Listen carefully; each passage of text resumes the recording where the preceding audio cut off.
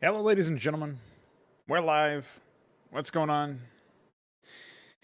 So, going to be trying something a little bit different here. I'm going to be doing no music in the background. See how that works?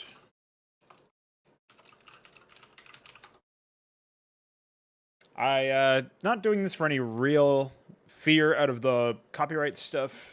I know that that might be the first thing that people think of, but that's not why I'm doing it. I'm actually doing it because it occurred to me that I should just, in general, like take in my own music and be.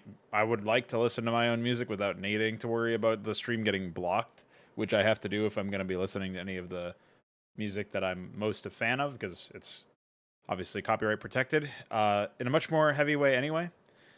But that aside, I think it creates a better atmosphere when people can pick their own soundtrack.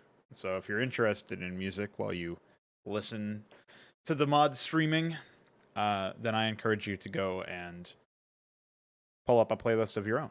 You'll now be able to do that and basically have your own personal soundtrack to the Pronago mod streams. We're gonna experiment with this. Hopefully it works out. And that'll be that. I'm sure I'll have to repeat this preamble several times today, but that's just how it is. I've also started timestamping stuff. Hopefully that ends up being useful for people, generally speaking.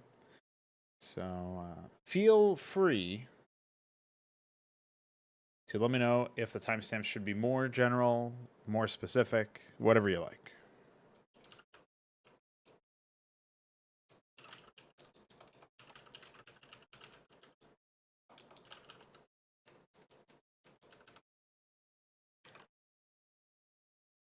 So I want to do a little bit of work on the Hydra to-do list. Most notably, I want to sort through what we have right now. And I had some ideas for other things that I wanted to do, but I'm not really 100% sure how that'll work out. So I'm just going to quickly take a look at this, try to get this taken care of. Icor's obviously been hard at work lately, working on the stuff related to the attack limit extender. He's found 2 more hooks that he's going to need done that I've taken documentation for, but I haven't actually written yet. I did write 2 hooks, although one of them was so fucking easy you can't even really call it a hook. And hopefully that will help us with a different issue. So there is, of course, I don't think I put this on the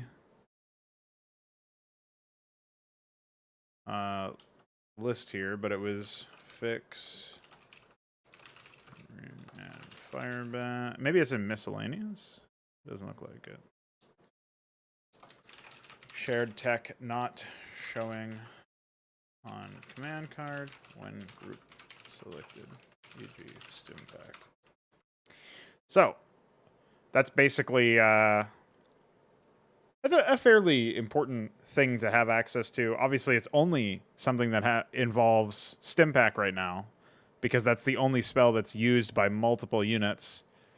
You could say cloak, but it's actually 2 different cloaks. There's the Wraith Cloak and the Ghost Cloak, and they're different technologies entirely. One of them drains energy faster than the other. Ghost Cloaking drains less energy. So I'm not really worried about that. They also need to be researched independently of each other as well. Well, Ghost Cloaking is researched by default, but Wraith Cloaking is not. It actually requires research. So because of that, we wouldn't want to have that functionality cloning the 2 and issuing the same order. Maybe unless they were being group selected, but you'd have to only have Ghosts and Wraiths selected. It's such a niche case, and it, again, is 2 different technologies. I think it's okay to leave that. So yeah, Stimpack is the only thing, besides borrowing, I suppose, in the vanilla game, that is 1 tech used by multiple units. Borrowing doesn't have any issues with anything like that, because, well, it has an issue in that the default button, the dominant button that shows if you have like 11 unborrowed units and 1 borrowed unit, you'll see the borrow button instead of the unborrow button. As Fagudo pointed out in the Hydra channel some days, maybe a week ago, Really, it should the button that is there by default, the dominant button that shows no matter what your mixed selection is, should be whatever gives you most control of the unit. In this case, unburrowing, siege mode versus tank mode obviously is tank mode. And then, of course, you open that up to the behaviors for the Shaman and the Cyprian and the Wyvern, where they have slower movement speeds with their form switches on. That's one of those cases as well. So it should all be standardized in that sense. I guess there's a couple of other things related to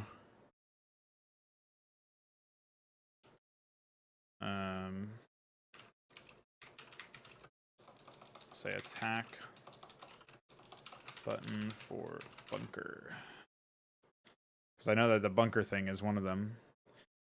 But there are a couple of other things that I wanted to get done as far as the UI is concerned. I would say, like, the attack buttons getting removed when you have lurkers and other units selected. I'm pretty sure that's the case. I'm pretty sure that's what that is. So if I go into... Oh, I was in melee, I guess.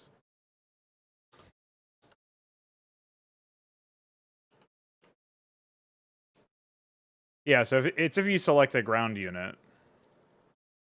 I don't know why it's specifically ground units. But it can even happen with different lurkers, right? So I think that lurker thing is a really big issue. And I think that similar to the Stimpak stuff, you should be able to use the attack move command with borrowed lurkers and unborrowed other units. You know what I mean? I mean, I'm pretty sure, and I should have just tested this just now, but I might as well do it right now. I'm pretty sure if you borrow a Hydralisk... Oh, interesting. So you actually lose it if it's any borrowed unit. So, like, the second we select a single borrowed unit, you lose the movement commands. So the basic commands should be presented in such a case, I think. Yeah, hold on. So we'll add a separate section for user interface. So we'll say user interface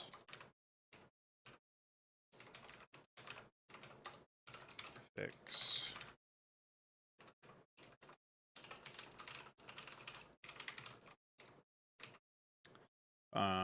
So this is attack or basic commands, move, attack, patrol, hold position.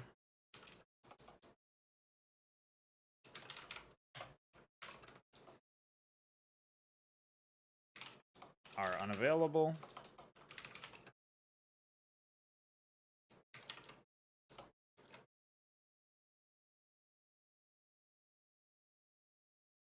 When selecting borrowed and unborrowed units. So this is something that I really strongly believe in fixing. Say add.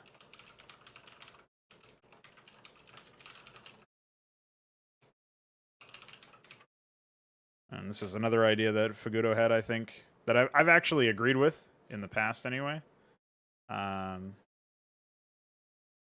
Is providing the right set of buttons here. At least hold position. I don't know about patrol. We don't really have... Oh, I think I put repair down in the bottom. And then... It's like meta, you know, patrol is over here. We can just paste as new. And hold position. This to me is fine. We go to drone. And we do sort of the same thing, I think.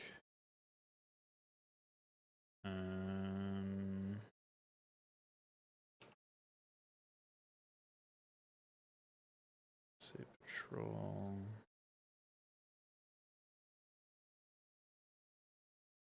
So So I can add this right now, actually. What's up, Guappy? I still don't know if your name is Guappy or Guapple. Mopro. I don't know how to say your name, but welcome. Don't cough too much.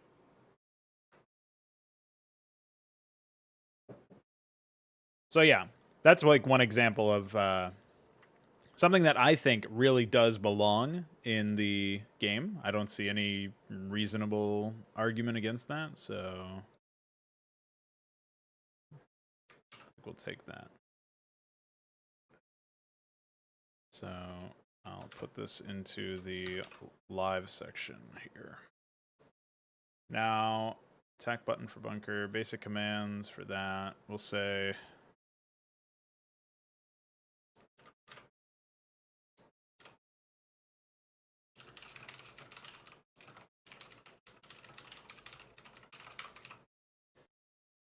move that over there.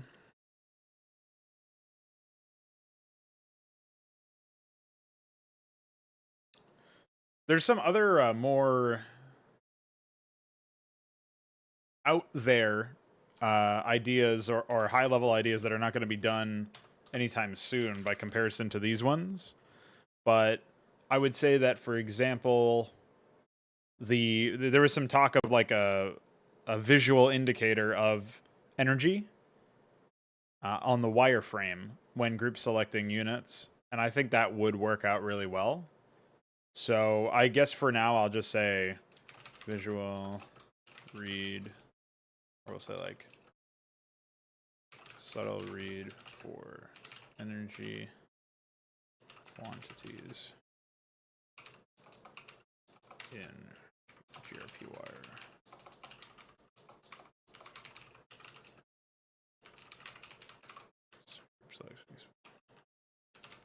When group selecting spellcasters.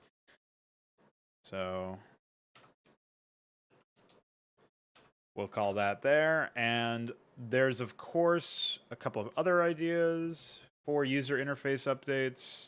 I mean, obviously, there's, we'll say, update selection, or unit selection, now 18 up from 12.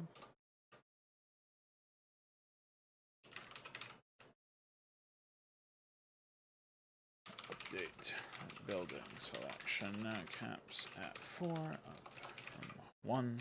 So basically just adding those over here. I don't know how long it'll take for that to sort of stuff to work out, but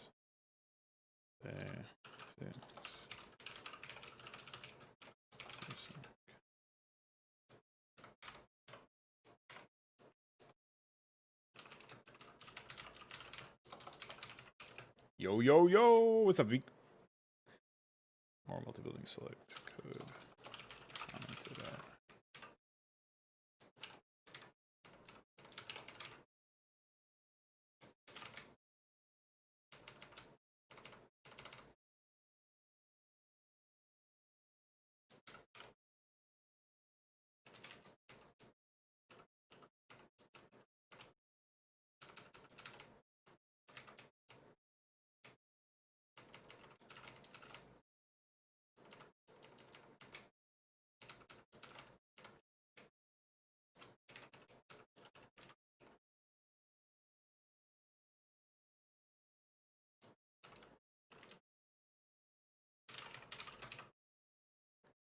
So there you go.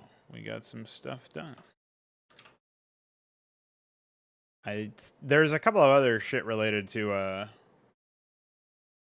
yeah, good job. There are a few other ideas that I had for user interface improvements, but for now we got fixing the basic commands being unavailable when selecting a mix of burrow and unburrow units, like burrowed and unburrowed units. Obviously, the updates for selection cap for units and buildings, which I just decided to add here for the sake of completionism, even though that stuff is also on the game state document. We have an attack button for bunker. For the sake of ordering units within it to focus a certain target, I think that when you combine this with multi-building select, it could make bunker defenses really, really OP, but it will require a lot of APM, a lot of precision. I'm not really worried about a potential balance offset or upset, but for me, it like you can do this with missile turrets, you can do this with photon cannons, you can do this with sunken colonies and spore colonies. So the idea that you can't do it with bunkers feels to me like it was just an oversight on Blizzard's part, as opposed to a deliberate balance decision to make the unit more unwieldy. And even if you wanted to make a unit unwieldy or a defense structure unwieldy, do it in better ways than that. Make it so that maybe it turns a little slower, like the Wyvern does. You know what I mean? Or something like that, where it's built into the unit's behavior. It's not like a UI related gimmick. That's just my 2 cents. And of course, there is the there was some idea that I just had, which was, we'll say, improve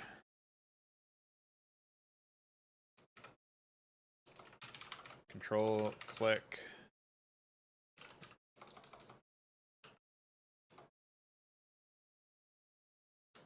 what we'll say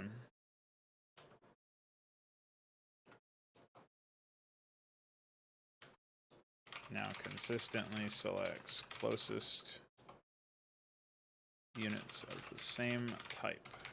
That's a big deal when we get that done. And then we'll say fix attack orders no longer magnetize to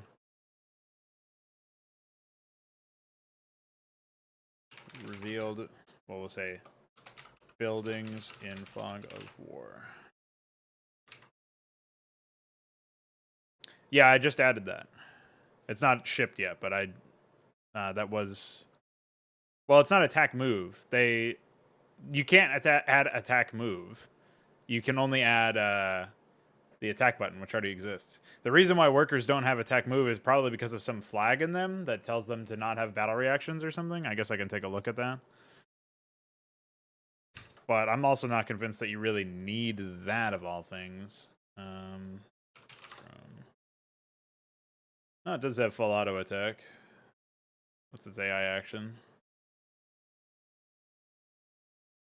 Yeah, I think it's because its right-click action is harvest. Oh, I can't read this at all. Maybe you could fix the text in this yellow box. Maybe you could also fix stuff like this. I don't know what's going on here with this color coding for the force values. And I also don't know why there's a random yellow dot in the top left. Not sure about that one. Anyway, yeah, I'm not sure why. Like, maybe it has something to do with their target acquisition range being so low.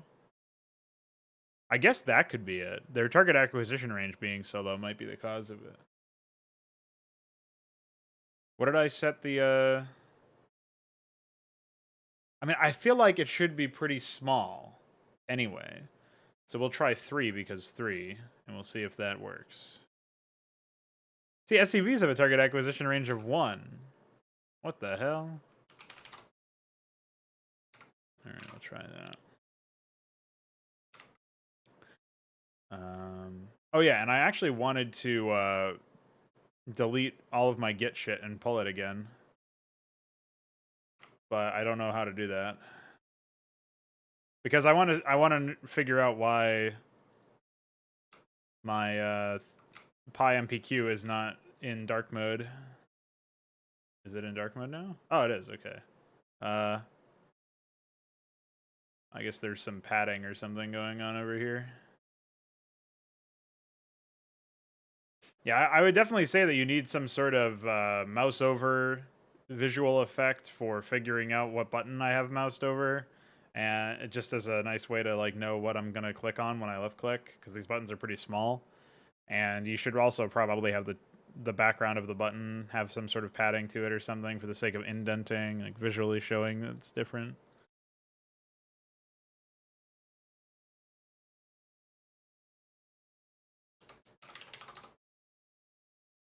Oh, do I have an SCM draft open? Oh wait, no, I have Starcraft open.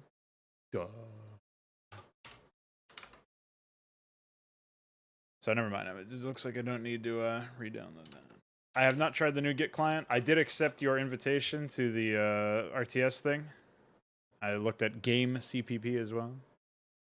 Pretty cool.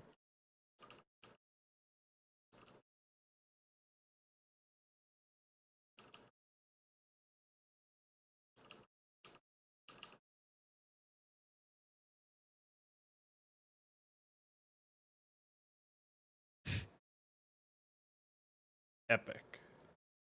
All right. What was I going to test?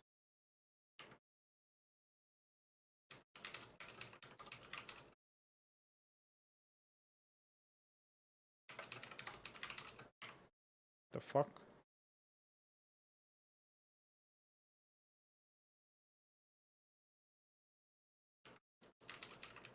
Oh, I get it.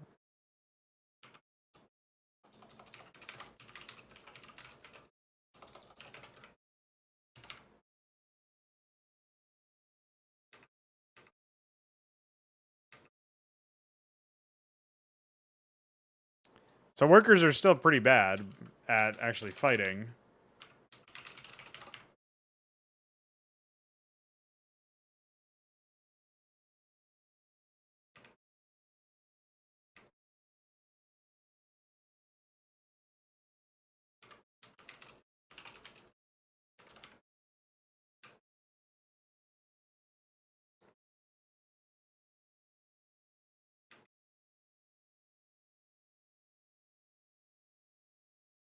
Executed.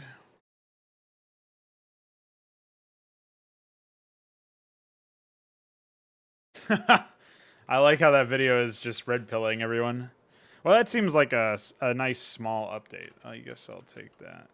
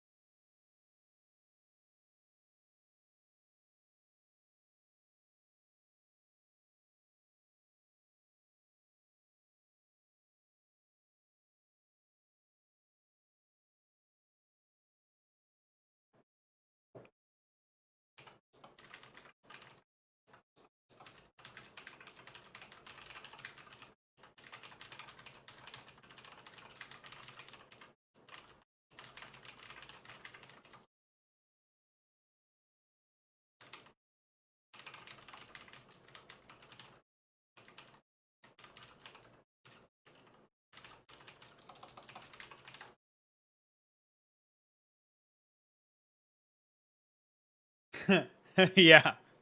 Imagine if you were that far gone, you were like, anything Blizzard touches must be terrible. I'm never using that.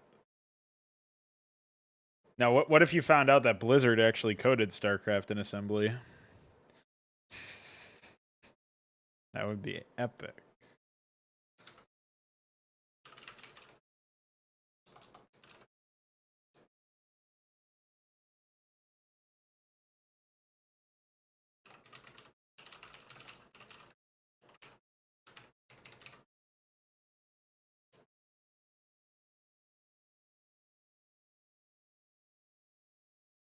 Might explain some stuff, actually.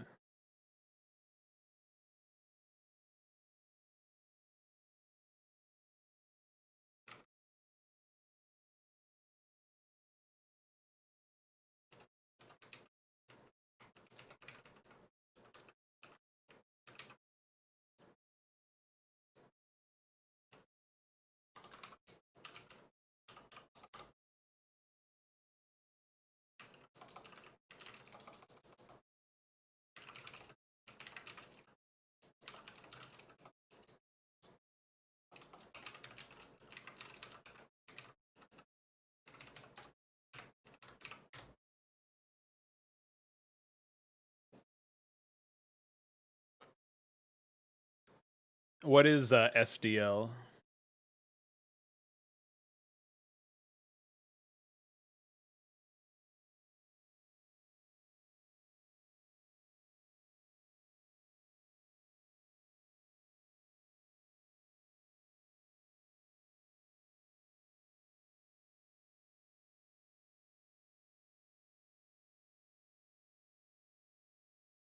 Okay, so I did comment out unit morph inject, but I didn't disable cancel because I'm pretty sure cancel has something important associated with it.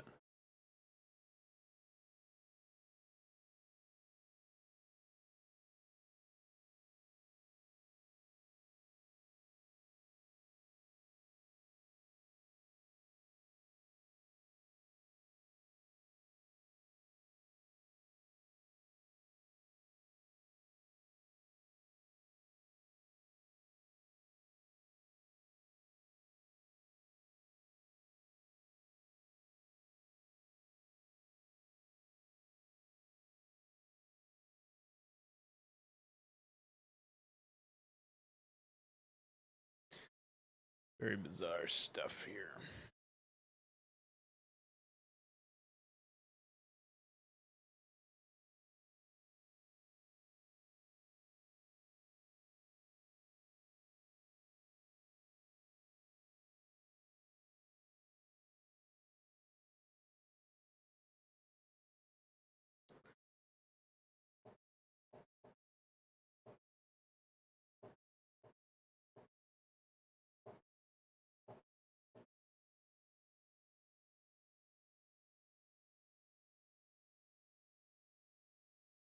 Wait, what?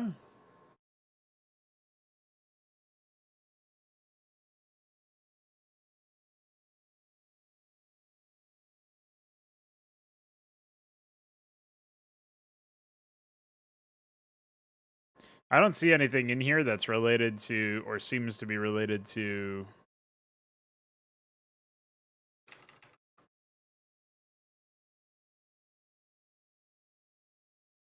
whatever it is I was trying to figure out with this.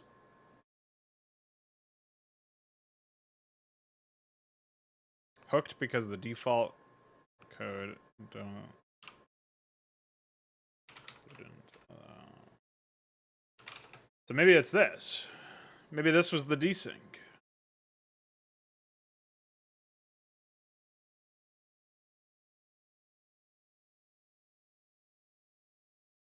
Well, I don't think so because pretty sure I canceled those.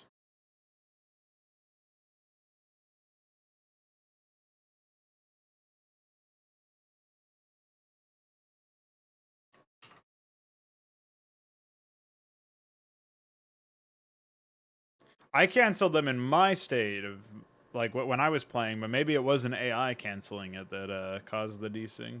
I don't know.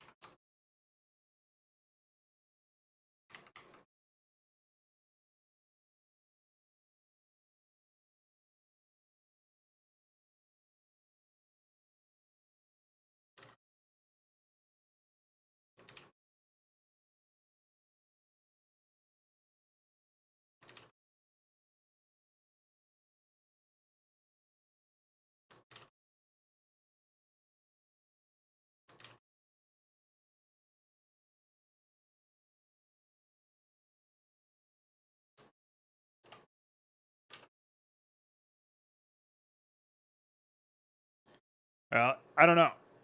It looks like there's all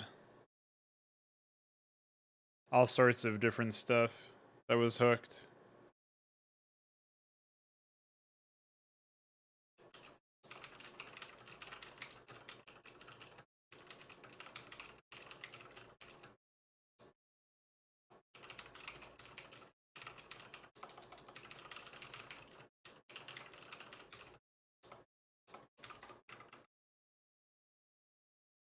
Anyway, fucking around over there.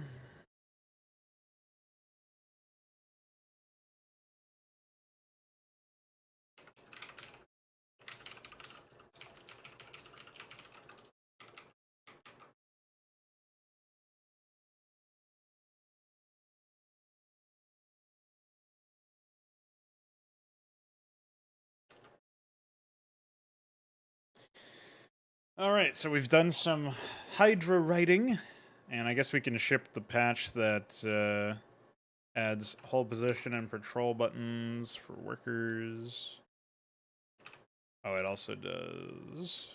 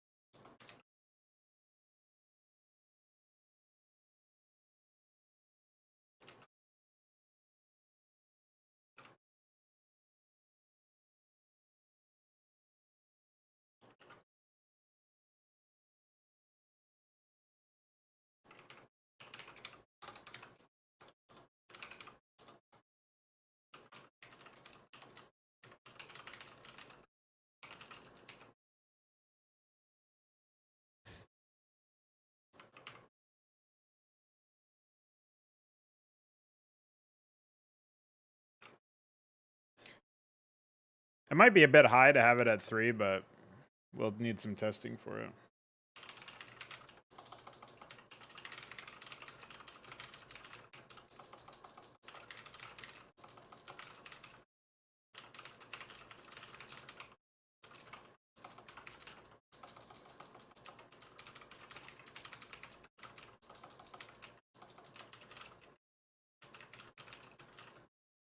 I think I'll set it to 2 just as a safety, but...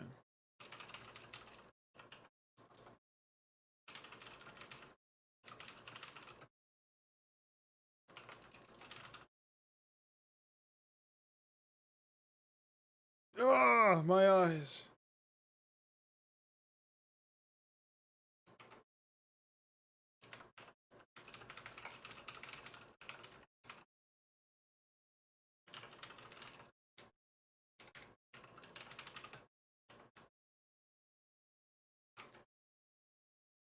Hey, Veek, do you know why weapons.dat gives you pixels, but otherwise in target acquisition range in unit stat and in sight range in unit stat, you have to use units? Like just random units? Because I'm pretty sure each unit here is 32 pixels. But I'm also pretty sure it was a pi dat change over dat edit that gave us the ability to set this in pixels. I know sight range is considered in units in the CPP code, but I don't know about acquisition range.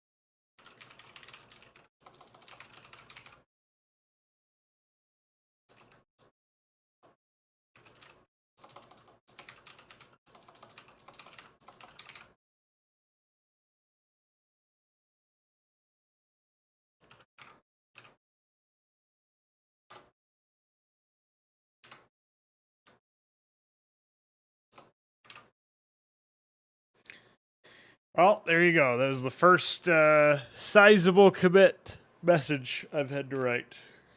I don't know if they'll all be like that, but we shall see. Minimize that. Oh yeah, and I was supposed to check out a new tool, right?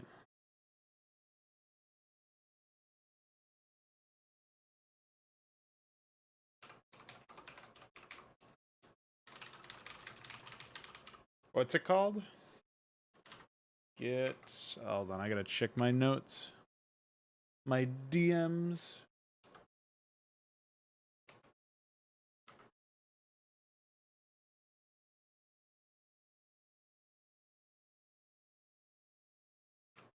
Hey, give me the, oh, get ahead, okay. I was gonna say, I have no idea. Ahead.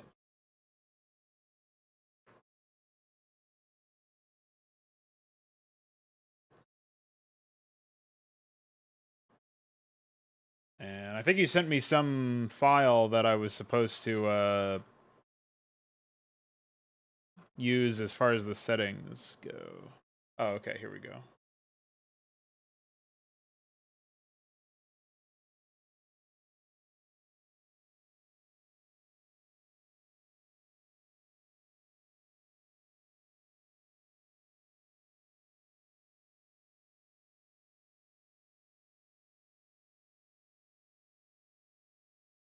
Hey, it's using Qt, don't you know? Anytime I say Qt, I want to die. All right.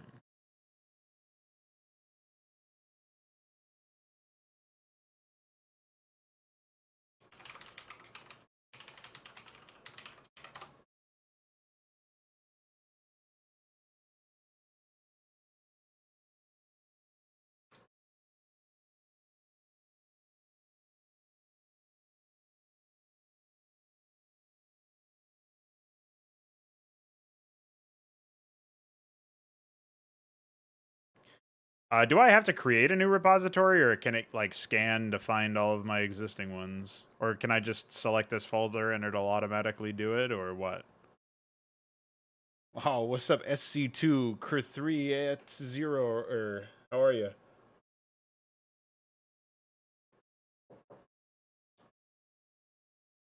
I don't know if you experimented with this already, Veek.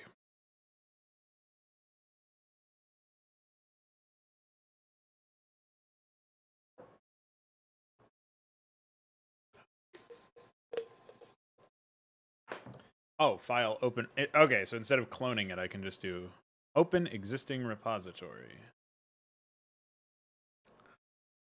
Okay.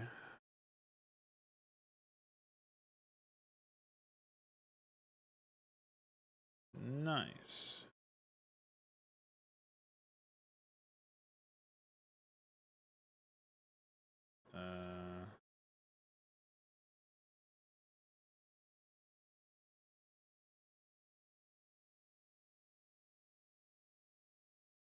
Might take a while for this one. Got it. Okay, and then you had some recommended settings for me. What am I up to? Right now I'm checking out a Git program for hopefully synchronizing stuff a little bit better. Compact mode. Nice.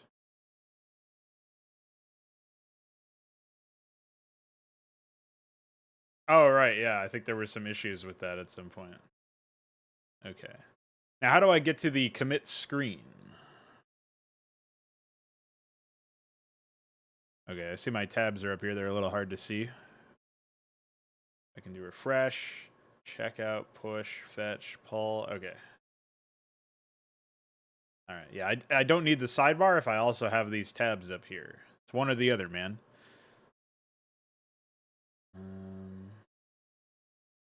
Okay. What? Hey. Okay. I don't know what ignore white space means. I guess I'll toggle that back on. Yeah. All right. Well, it looks like it might be more lightweight. We'll see. If I were to try to commit something, is it just going to pop up? Branches master. I mean, I guess I can try that real quick, and then I can get back to map making. All right, hold on. Do a quick test. I think I probably have made some modifications to one of these campaign maps, so I will take a look at that and see if that gets updated. I'm assuming it just, maybe I refresh or something. Oh, here we go. Uncommitted changes. It was right there the whole time. So we have update. Fix broken mud tiles in Modstream case. I'm pretty sure that's all I did. We push. Okay. Cool. All right, well, it'll take some getting used to, like the other program did when I first tried it, but we tried it. Hopefully that ends up being more useful. You should start with capital letters, actually. And yeah, I just forgot that time because it was a test. All right, I'm going to close that. I don't think I'm going to be able to modify that anytime soon. I did that for all of my commits for the stuff in Sorcery. I just forgot about it this time. Okay, let's talk Mapcrap. I want to get some work done on that. So since SE2 Creator was asking me earlier, what am I doing? Well, every now and then, about once every so often, usually it's like every other week, but we went on a little bit of a hiatus while I worked on some other stuff. But every other week or so, we have a map making contest, event, whatever you want to call it.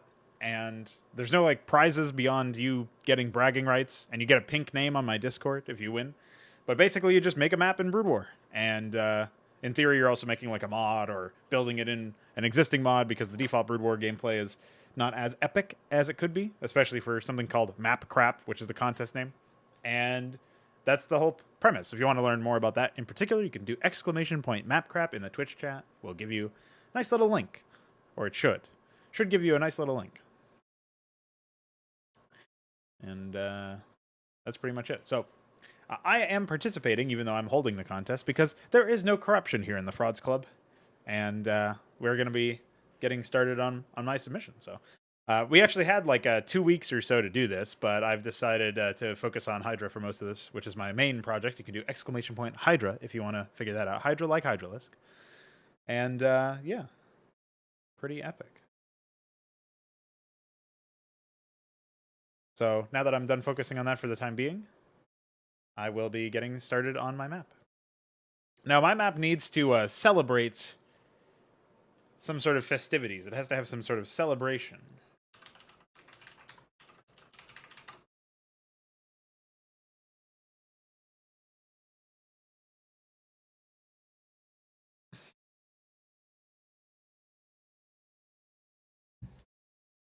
Okay, hold on.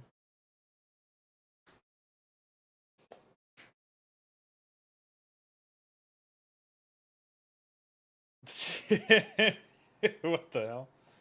All right.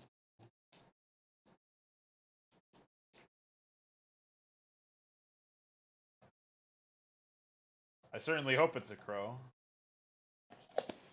Be pretty disappointing otherwise. Unfortunately, I missed whoever that was. Probably you, SE2 Creator. If that was the case, welcome to the Caw.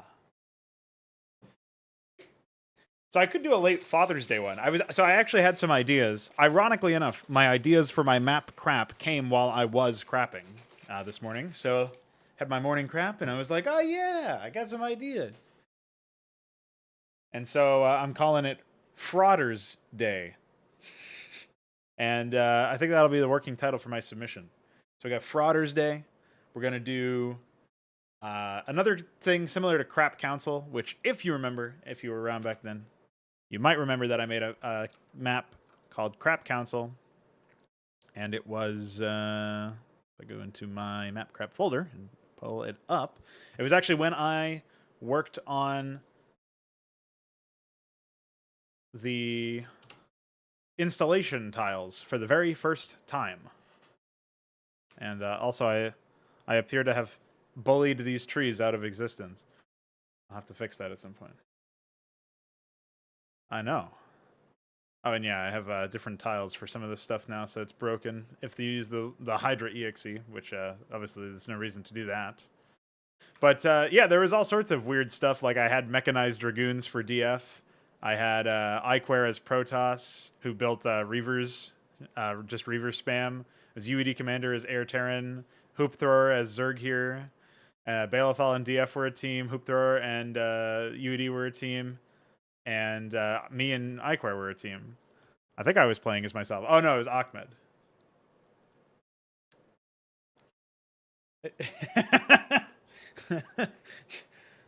I like the idea of like Psystorming your own idle orders, Psystorm own units that are in combat. I like that idea actually. That could be big. But yeah, so it was pretty silly stuff, but we had a good time. Nice insane mineral only base that I would never make now. So I kind of want to do a spiritual successor to this map. I'm not sure what tile set I'll pick. I am kind of limited to either Badlands or Jungle if I want like a full set of ramps that are not completely ugly to look at. I guess I could do Desert since there are north-facing ones there, or Ice. I could do Ice. There are functioning north-facing ramps. Ashworld's probably a no-go, unless I do like heavy structure placement so that I can use the north-facing structure ramp. Could do that if I wanted to. So yeah, I'm trying to think of like what kind of approach I want to take. Twilight's definitely a no-go. Then there's some tiles that I'm missing here, and it's not installation, I don't think. Oh, it is. Oh, I was thinking of space platform. Yeah, definitely can't do that. So, a nice screenshot of gameplay here. Units trying to climb up the ramp. Pretty epic. All right, so with that in mind, I definitely want to make a similar kind of map, but I don't know what tile set to hit. I've been working with Jungle a lot lately for the Protoss maps in Hydra. Don't necessarily want to work on that in particular, so I could do Ice. I'm thinking Ice right now. I'm leaning towards Ice, just because I haven't worked with that tile set in a while. And it could be neat. So the other question is, like, I need to know how many players I'm going to have, because I need to know how big the map is going to be. So the only real... oh, what's up, Iquare? Of course you show up and ask about Desert. But hey, so did SC2 Creator. So there's some synchronicity happening. I could definitely do Desert.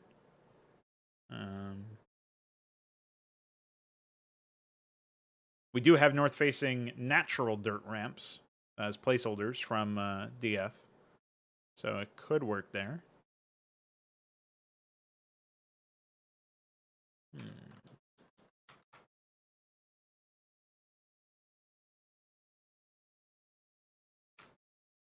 Oh, and Iquare actually gave me some instructions to potentially fix that desync. Let's try that real quick. But yeah, my main concern right now is trying to figure out, like, how many players am I going to have in the map? I don't have a huge amount of time to work on it and release it. So I'm thinking, yeah, it makes sense to throw Veek in there. Like, of the players that we had last time, like, we had Balethal, DF, Hoop Thrower, UED Commander, Iquare, and Ahmed. And now I think we can do, like, yeah, Veek can get a shot. We can do... I was thinking of putting UED Commander back in because now the Wyvern is available, and of course he would love to spam those. And then we would have Ultralisks. I'm torn between giving Ultralisks a Terran player and having him do Cyprian spam. And put them in bunkers as well. Bunker crawl with Cyprians. I think that would be really funny if he did that. But that's also a lot of work on a AI script code base level, so I don't know. And I guess that could work. So it's either that or he's obviously Zerg and he spams ultras. I really don't know which I want to do there. But there are a few other people that I would like to throw in there. I guess Folka could be Protoss. I've mostly seen him play Protoss. Could definitely throw Muta's Dozens in there as a Muta spam AI for Zerg. So currently, let's get like a quick overview of this map. So we've got Marauders Day, Mapcrap S3E07. Overview. We'll say player 1. Player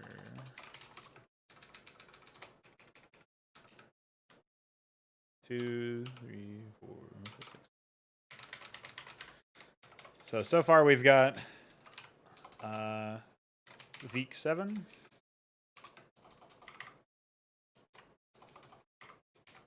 Protoss. Cannons and Storms.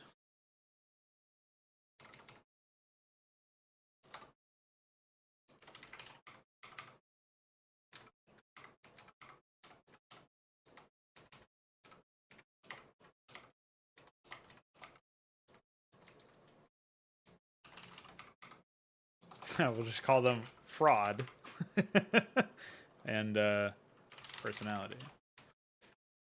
So.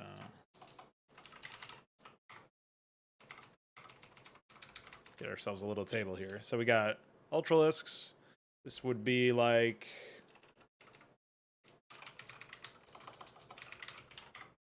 Terran, Cyprians and Bunkers, Wraiths and Wyverns.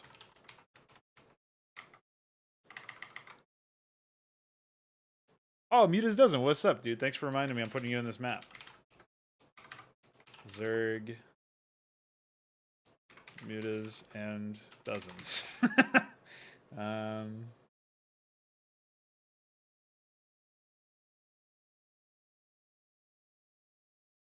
Ultralisks, Alexander. Yeah, so the problem is Alexander plays Zerg and masses Mutas, so like we already have that in here, so I have no idea. And yes, whenever Ichabod talks, I die a little bit. Dawn.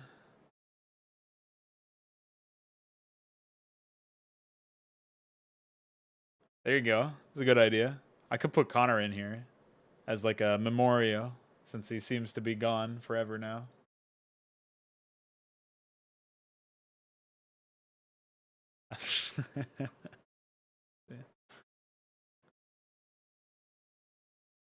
iQuery, I might use Reaver Micro. It's not tested yet.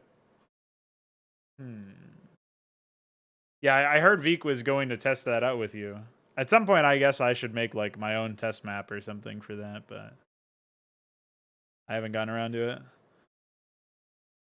You actually, I had an iQuery AI for the last version, so I'm not going to put you in this version, but it was before the micro actually added, or micro was added to the game, unfortunately, so I actually missed it.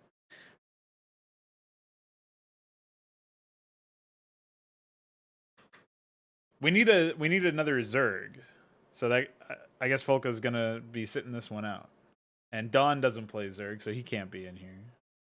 Who else plays Zerg? I guess it has to be Alexander. Alexander. I will say Zerg, Hydras, and I guess we'll say like Zerglings and Hydras or something. Oh yeah, we can save this in.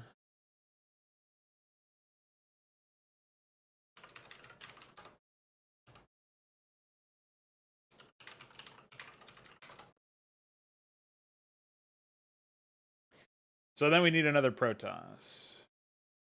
I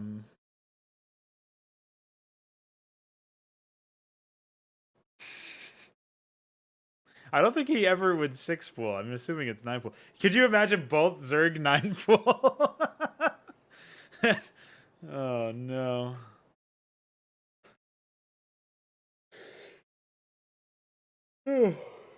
I guess I could get that to happen. It'd be pretty funny.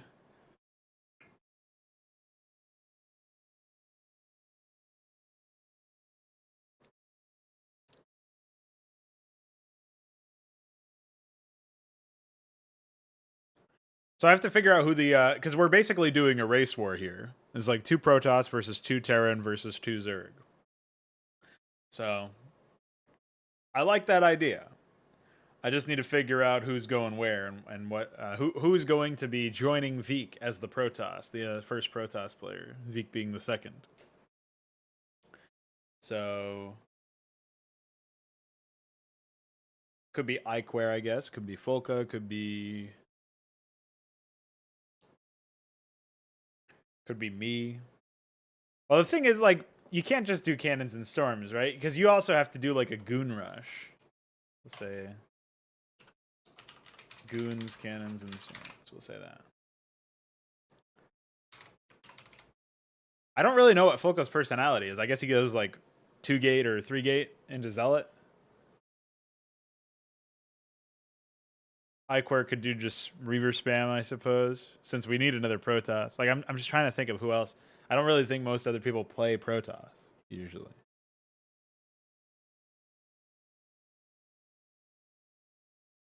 And Iquare never plays Fraud Knights with us, so I don't really know what his personality would be.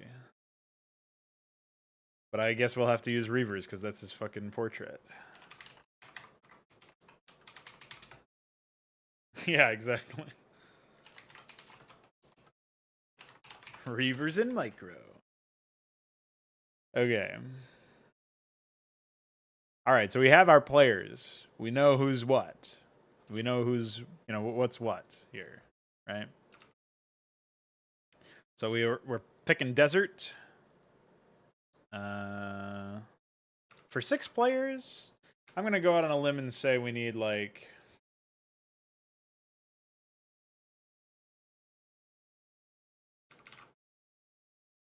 Hold on.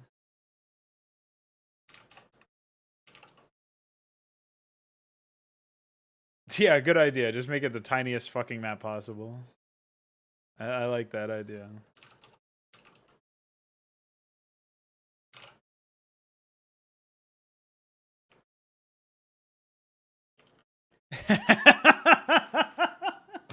I like that idea.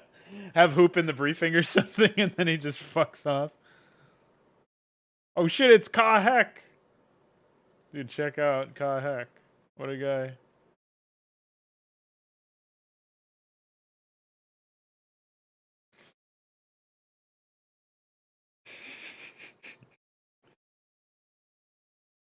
That's...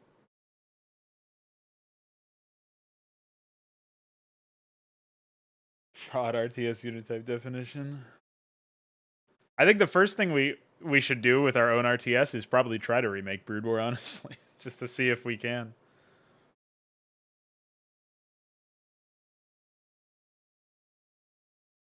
Alright. How big is this map anyway? I'd say this should be big enough. We'll say... I guess we can have these be human observers or something.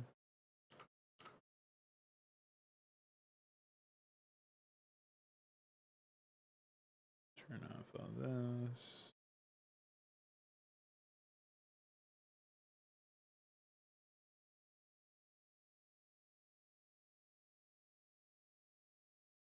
So we got...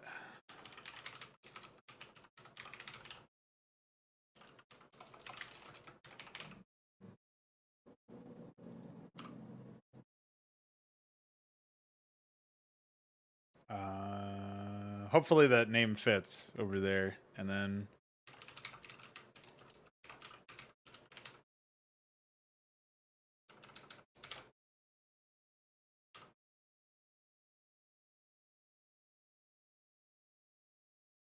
Alright.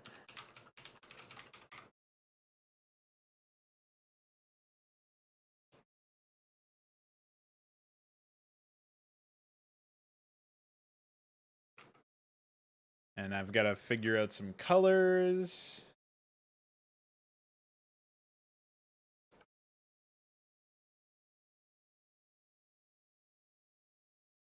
Well, it's just, I think it's the basis for the RTS that we're going to be making. The code base. In theory. It's just we're starting now instead of... But I don't know what engine we're using. I don't know what those guys are doing with their CPP stuff.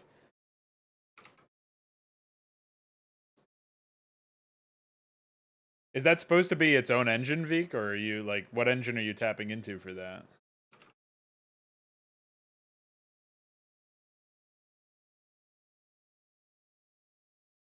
I also like that yesterday you said Japanese violet sounds like a good color for Mesk. Yeah, that's true. Mesk could be a Zerg AI, I think. And he just spams defilers. Um,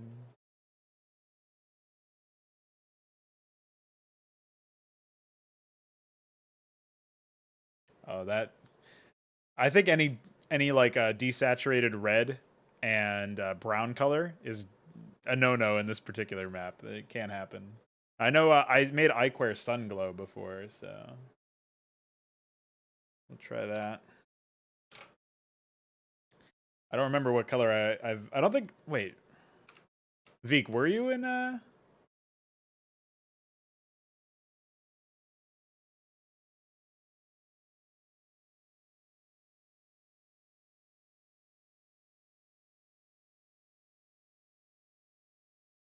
I don't remember if you were ever put in there actually.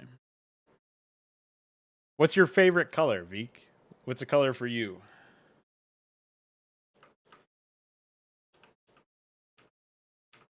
I obviously have to make UED the brightest fucking red we have, so.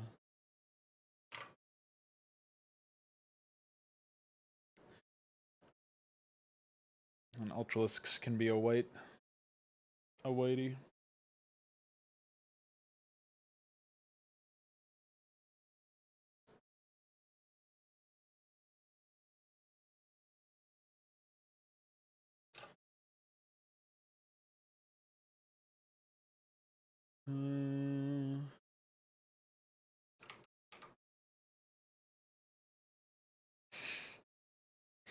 Mutas doesn't. What's your color?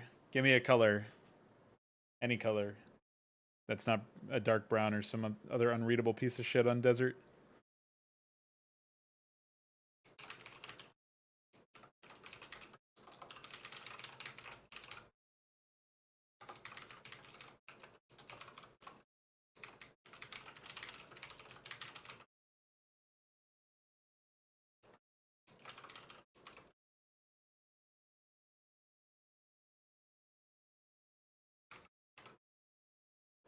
Green.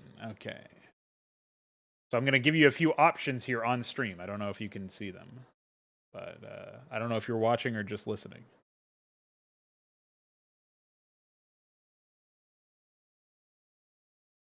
I can give you the brightest fucking green possible. So this is the regular green. It's slightly modified from the original. Right here. So we got this as an option, right?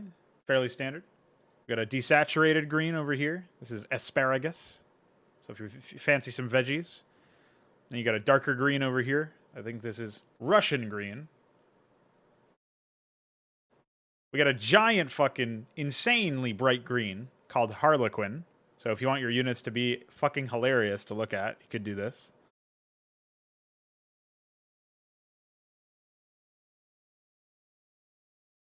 Much more desaturated green. I imagine this is not what you're looking for. Seal it on.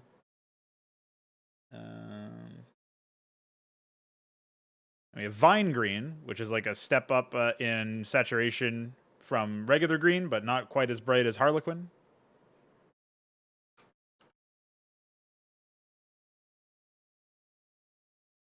Oh, you actually want Russian green? Okay, let me pull that back up here. That's this one, the very dark one.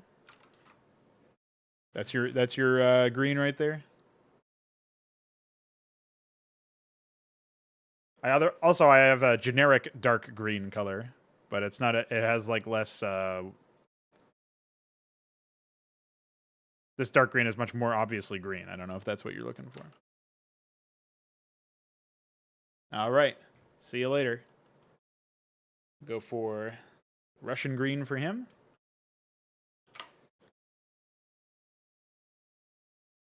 I'll take glacial for this map, I think. But I don't think it'll interfere with the mini map at all.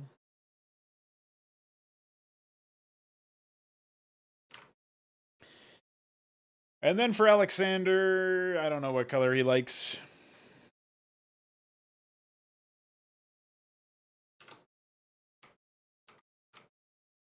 Maybe he'll pop in later on.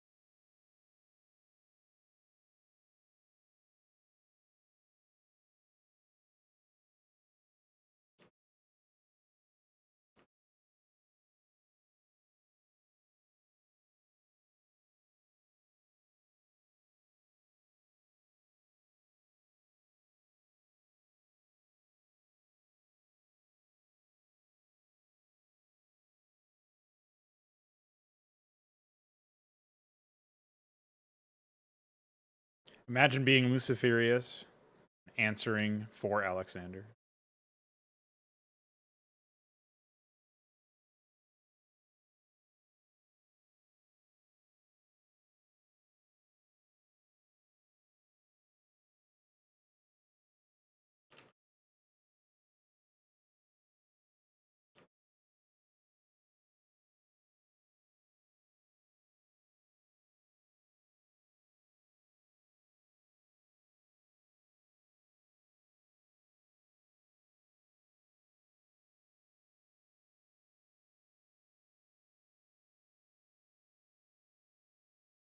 I do not have a design document for my RTS. I've got a loose collection of notes here and there on my hard drive. That's about it.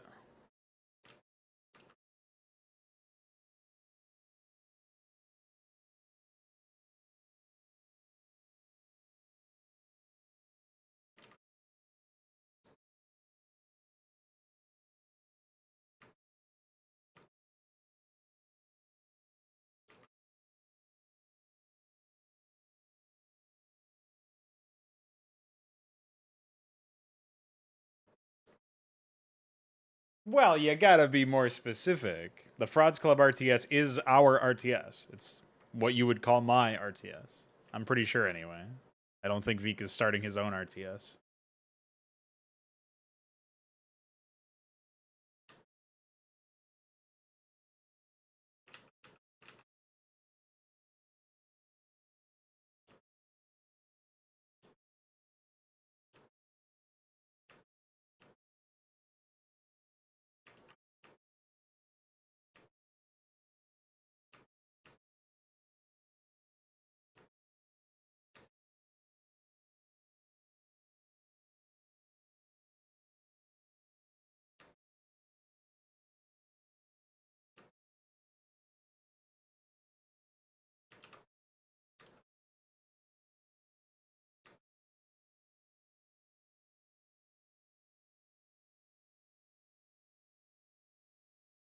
Yeah. Makes sense.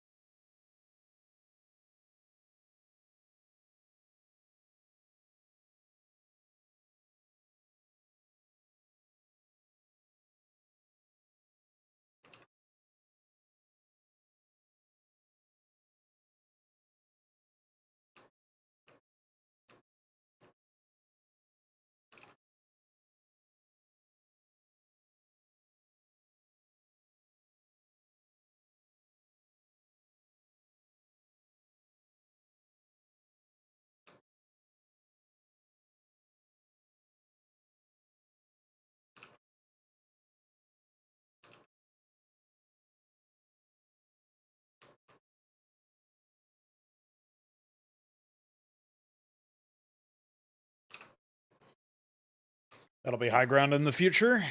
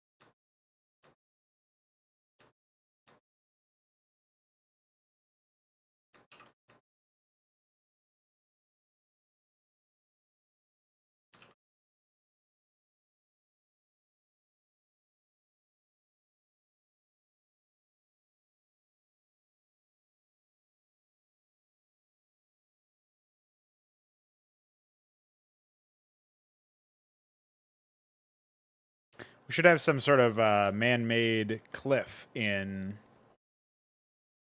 desert, I think. Some man-made tar cliff would be really nice.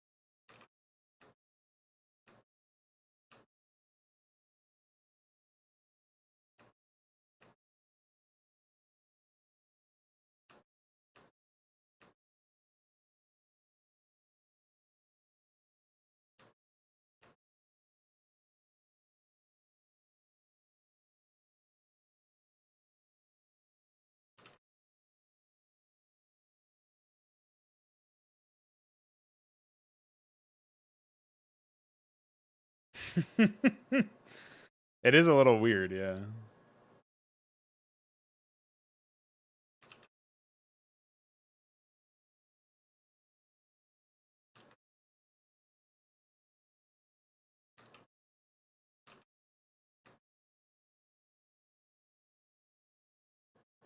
But, you know, it's still the first draft.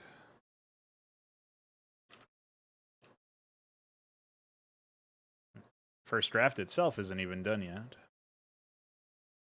I actually think it looks pretty weird in the, like, in a good way in the minimap.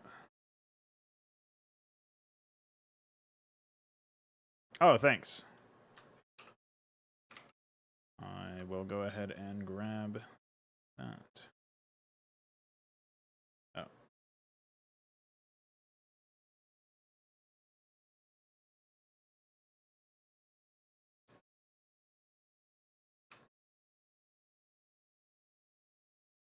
What did you fix in PyMPQ exactly?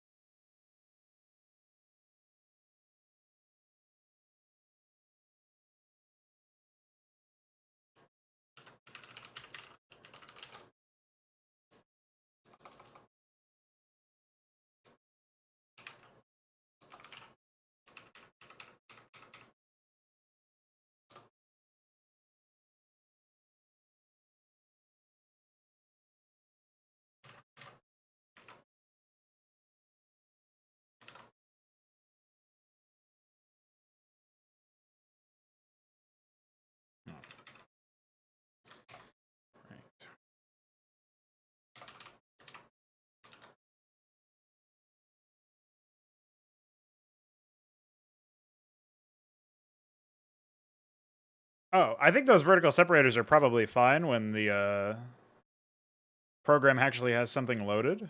I don't think it's an issue then.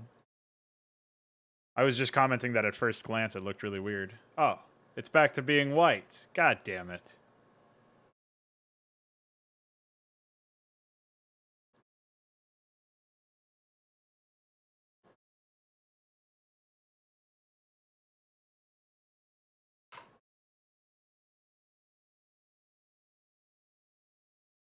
What a mess.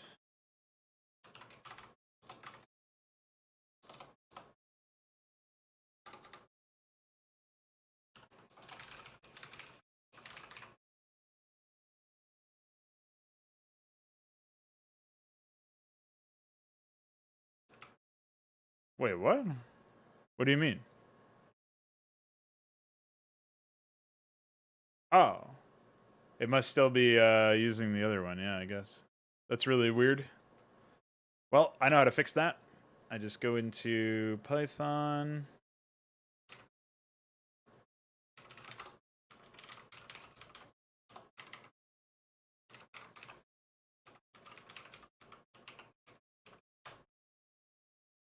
Running as admin, and we're good. There we go. And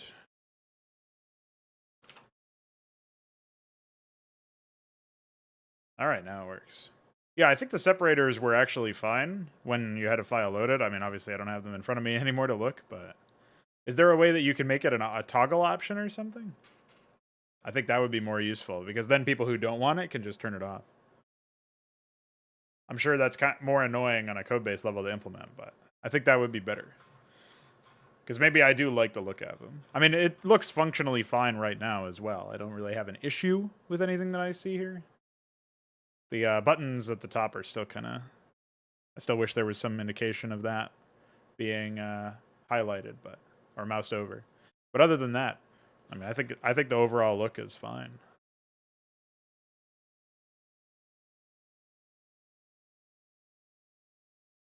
Maybe like one bar between the name and everything else, like the file name.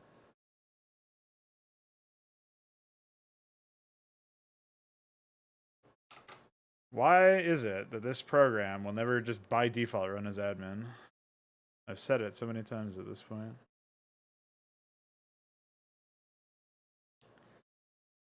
I guess I need like a Firegraph shortcut on my taskbar that will run it as admin every time instead of relying on the program to start that way over and over again. Not sure why. But...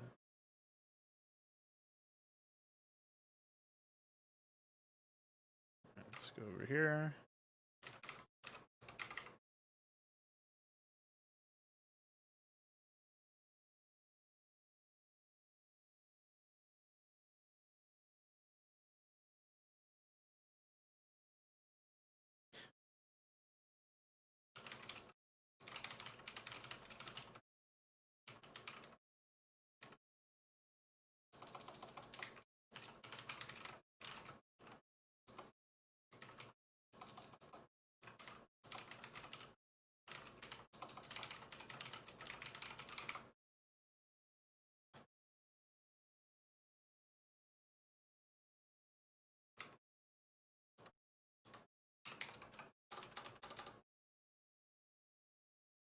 I don't think it's a bad thing. I mean, obviously we would need better...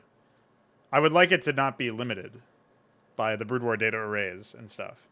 But yeah, I don't have any issues with it.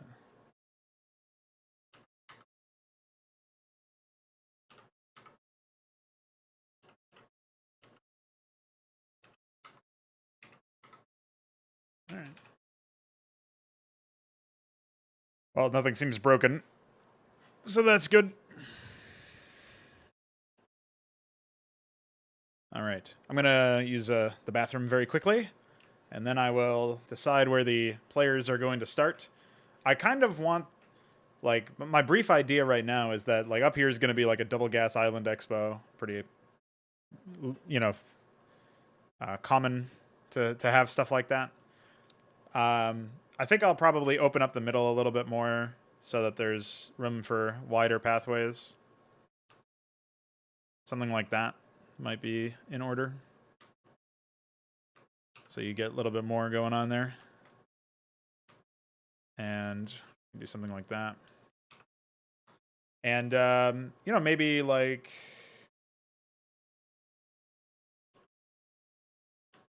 Hold on. Yeah, I think something like that might work out perfectly, actually. Because you get the...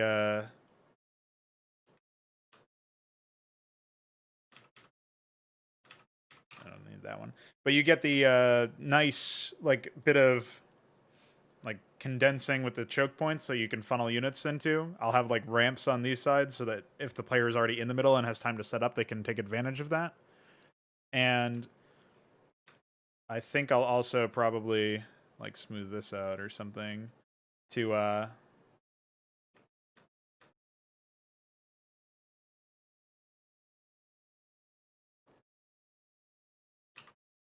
something like this.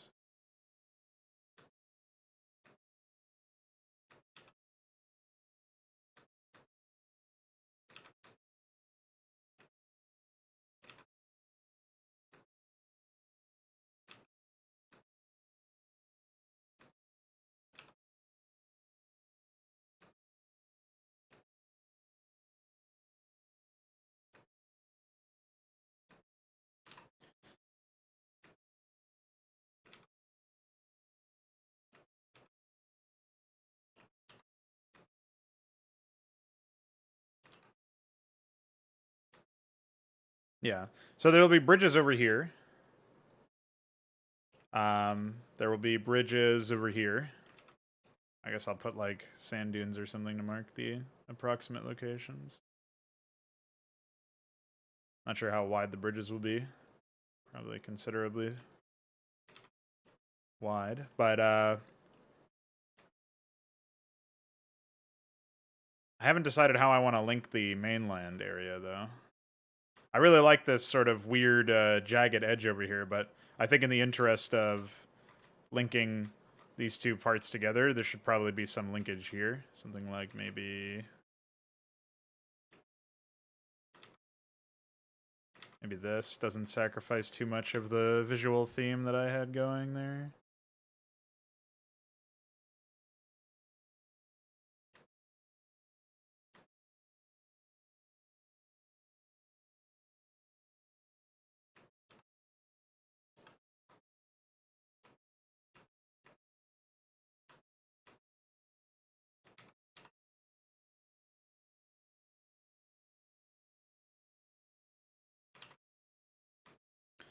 And so my idea is that one player will actually be starting over here, or maybe their natural will be over here or something.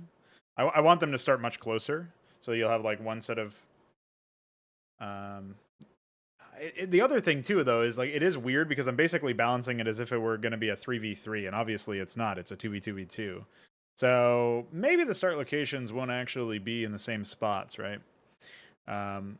Like maybe only one player will start here, but there won't be another player starting exactly in that spot too. I'm not really 100% sure. For the Mapcrap version, that might be what I do, and then for the melee map version, if this map ends up taking off as a melee map, maybe that's something that I can do, is plug away at the overall, like make the whole thing symmetrical and maybe turn it into a 3v3 map at that point as well. Could also simply work as a 2v2 map, honestly, though. I'm not sure. But I definitely think that one player being on the high ground over here makes sense, and then we can have higher stacked dirt cliff later on once I decide to plug that stuff in. Obviously, this will be a high yield base. There'll be a nice set of...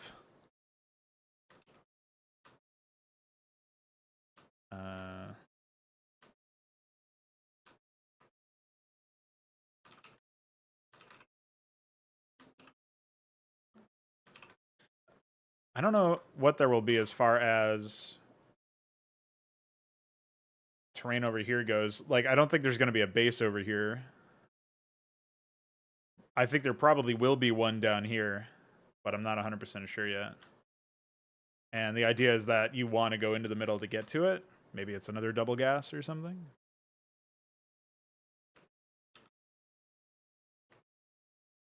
And it's like super easy to defend from the from ground. So that seems like it could definitely work.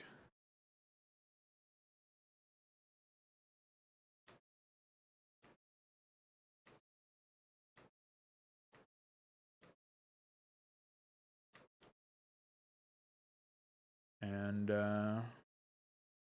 yeah.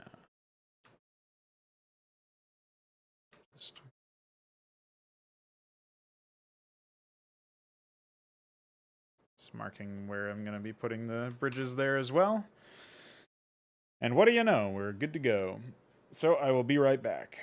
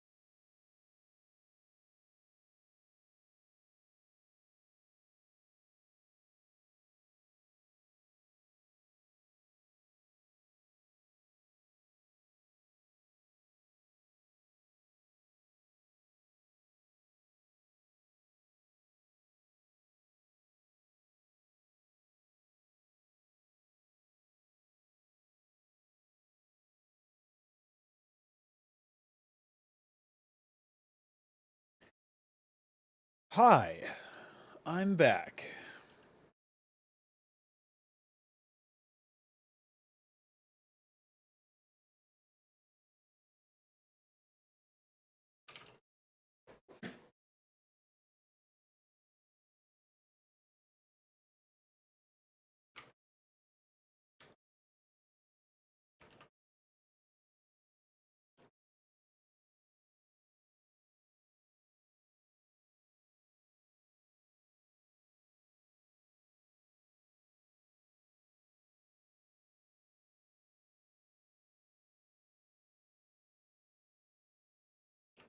I guess I'll actually place the mineral fields before I bother doing that.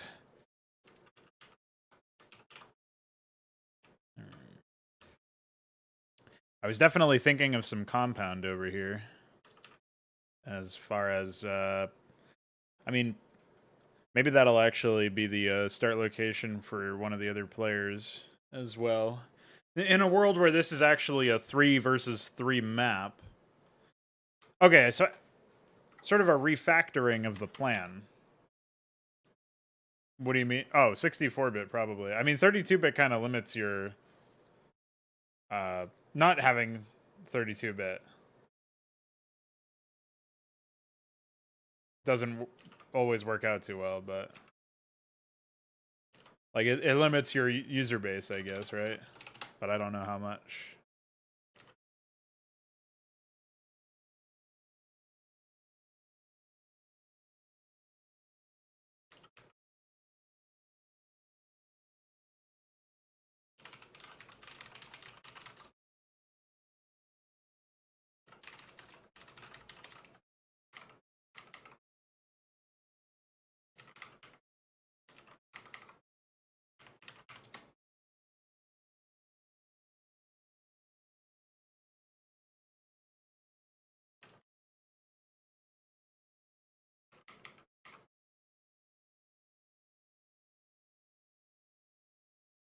All right.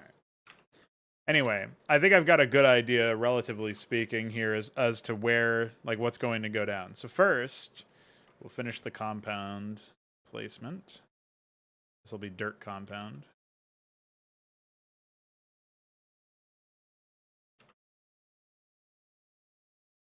So I'm not worried too much about whether or not it infringes.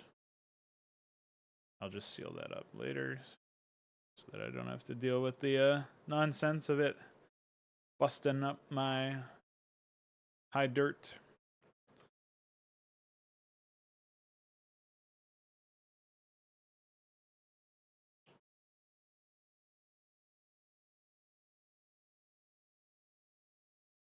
I know. Could you imagine? So Icor found out some old code in the assembly that seems to never be called, and it's the same thing as attack clear, except it shows a limitation of 31 units instead of 63. And just the idea that there was a chance for that to ever happen is so crazy to me. They almost shipped the game. There were multiple builds of the game where AI could not have more than 31 units in their attack waves.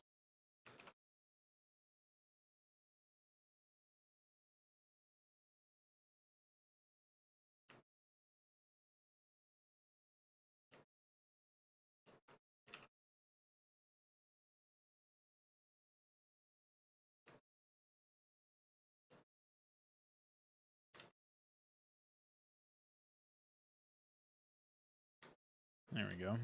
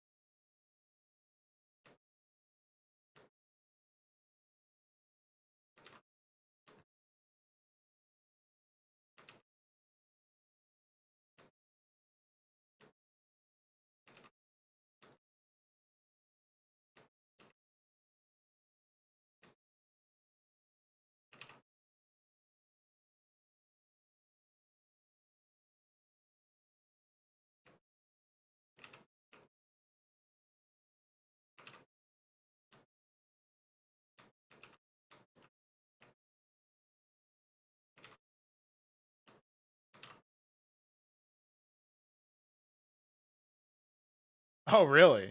Well, in that case, let's do 64-bit. Fuck it.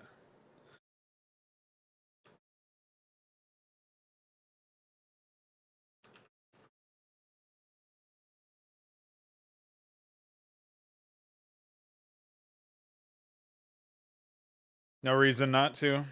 I mean, the only reason I was thinking of was compatibility, but if you're not running anywhere close to modern hardware at this point.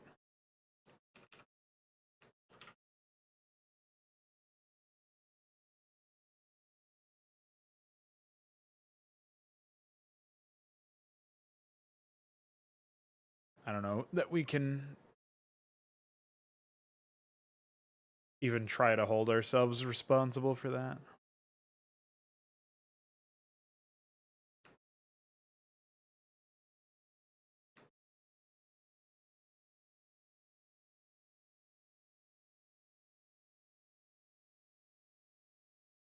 I really wish I had north-facing outpost ramps, man. This is a mess that I don't have that, or compound, I guess. It's okay. We'll make do somehow.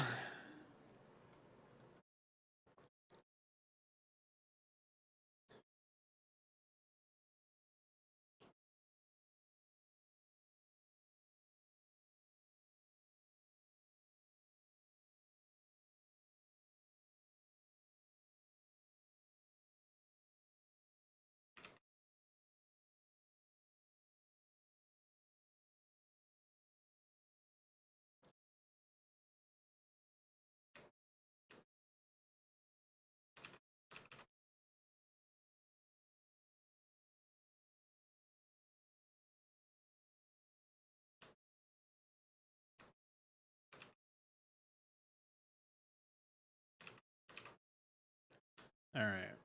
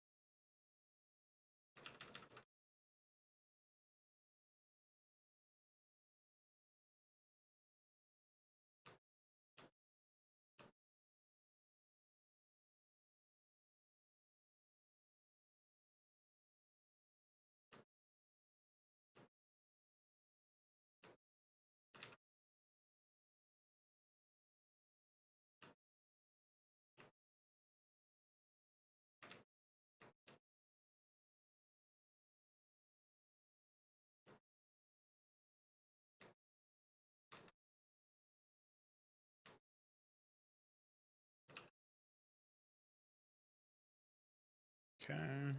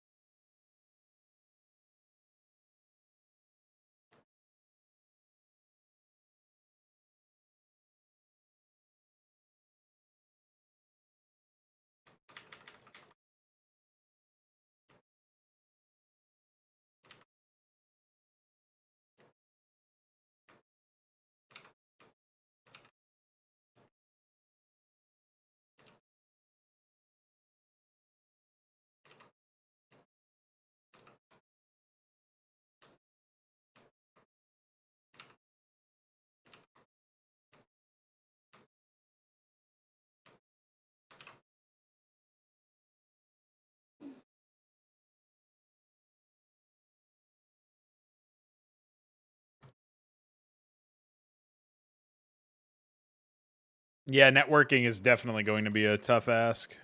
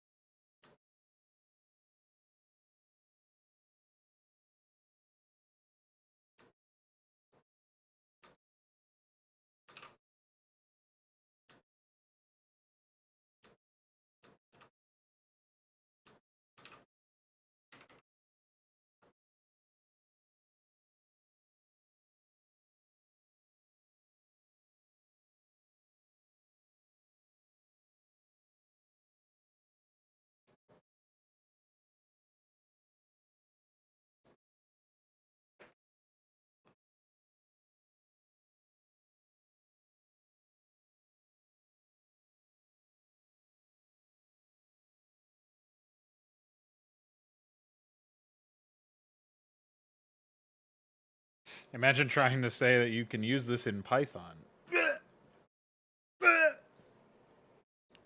I'm taking a look at it, but I'm not going to read it super in depth. My main concern with using anything that's inherently going to be a placeholder on a code-based level, because you said we were eventually going to move to Vulkan, is my main concern is, are we setting ourselves up for a lot of overhead that is going to make things difficult in the future? And if the answer is yes to that question, I'm not 100% sure how I feel about it. But that being said, this is much more your area of expertise, I think.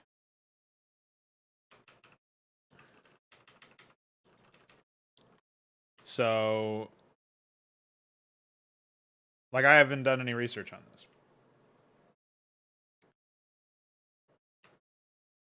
Yeah, well, I was looking at it, and it seems like it's going to be much more useful for our purposes.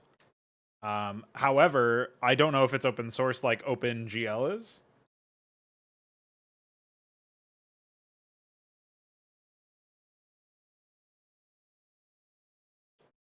So we're basically, you're arguing for using this as like a stepping stone, from what I can tell.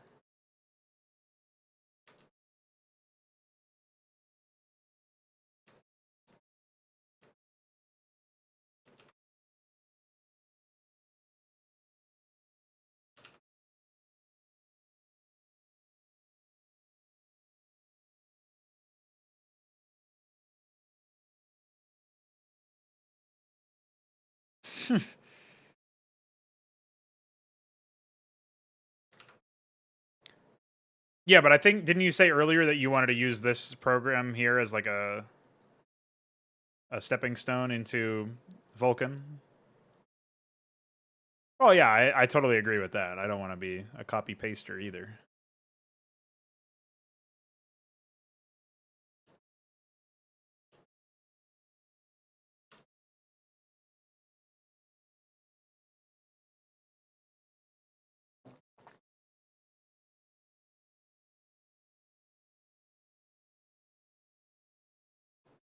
It's intended to Vulkan is intended to replace OpenGL, like outmode it. I don't know that much about either of those two anyway.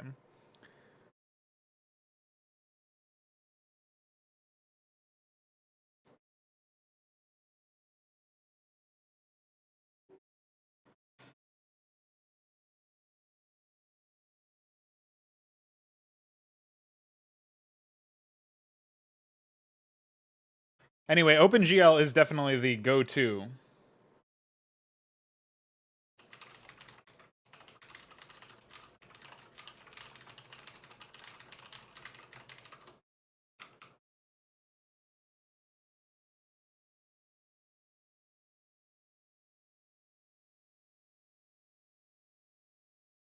I'm totally fine with us using something as a stepping stone or a placeholder or whatever. I don't have any issues with that.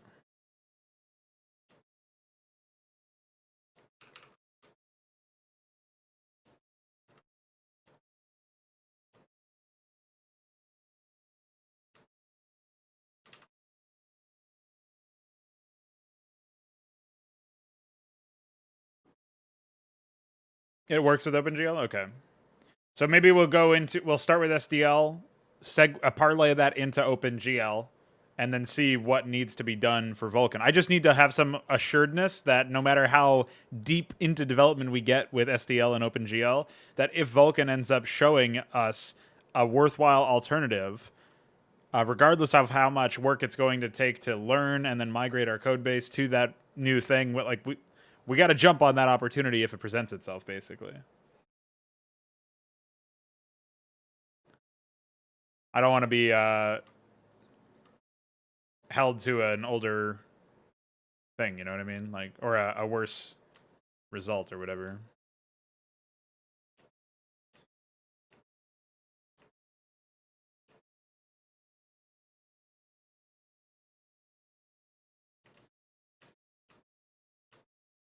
A worse product.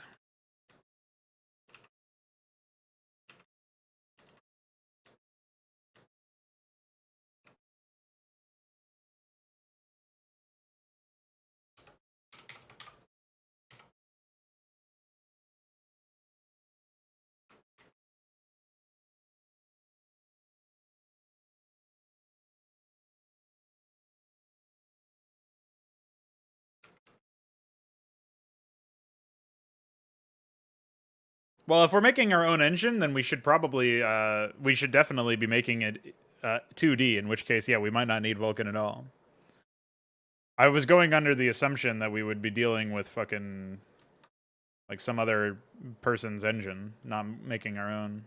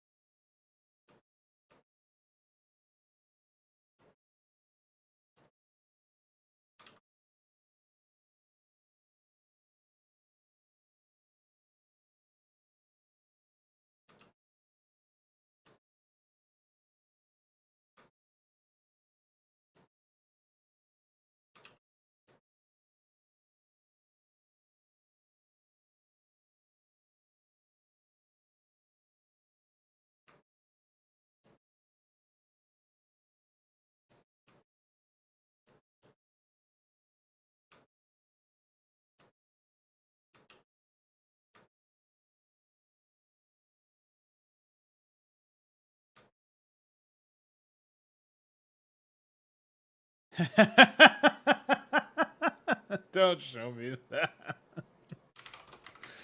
Oh no.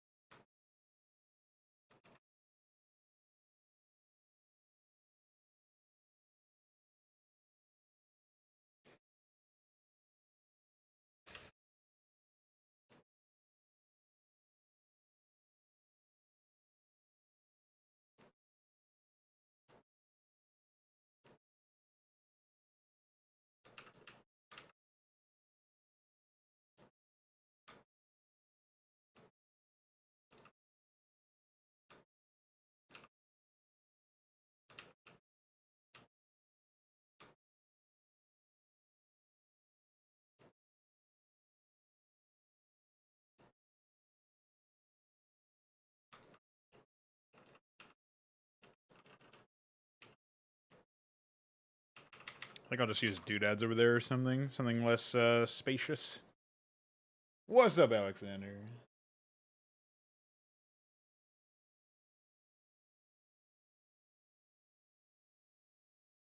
Take a look at this bug report from Ichabot.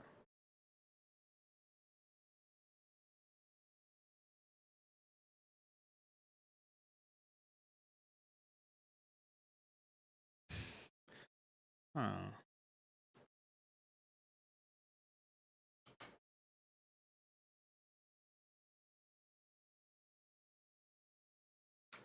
Doesn't happen to me.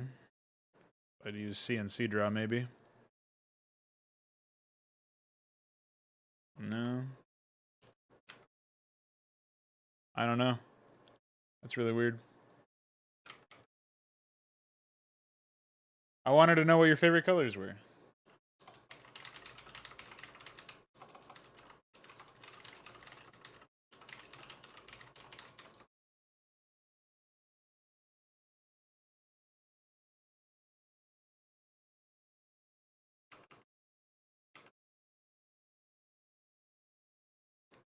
Because you're in this map, dude. So I gotta give you the right color.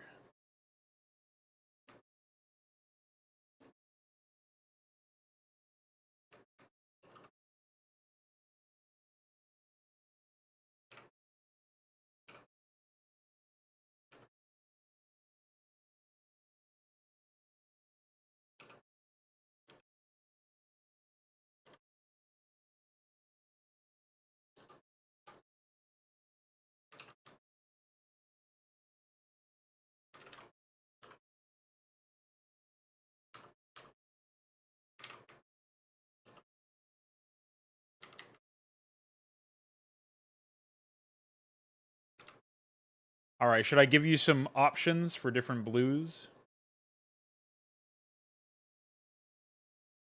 Tell me which one looks the best. So we got, hold on. Pick a couple.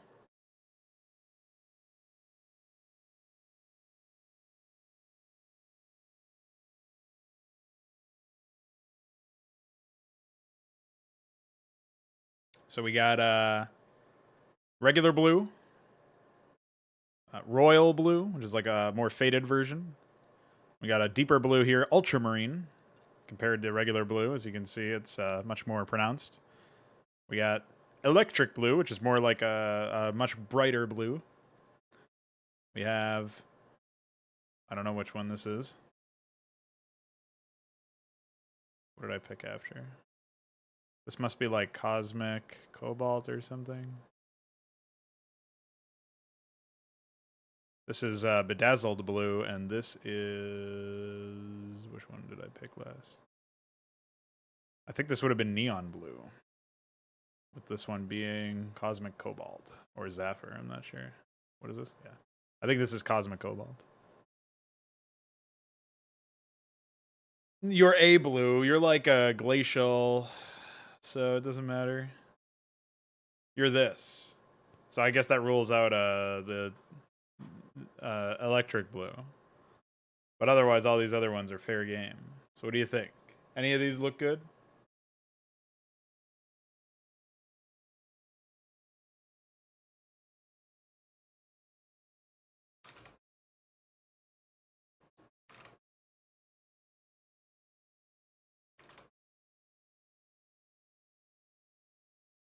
One, two, three, 4, 5, 6. Say a number.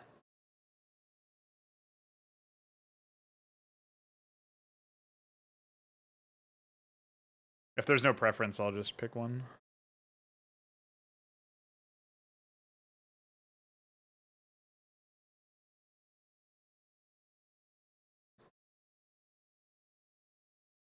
Probably the deep blue. 51.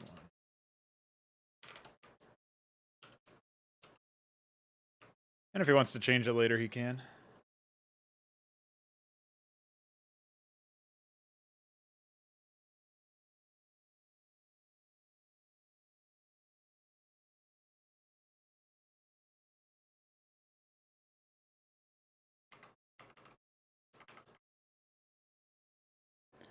All right.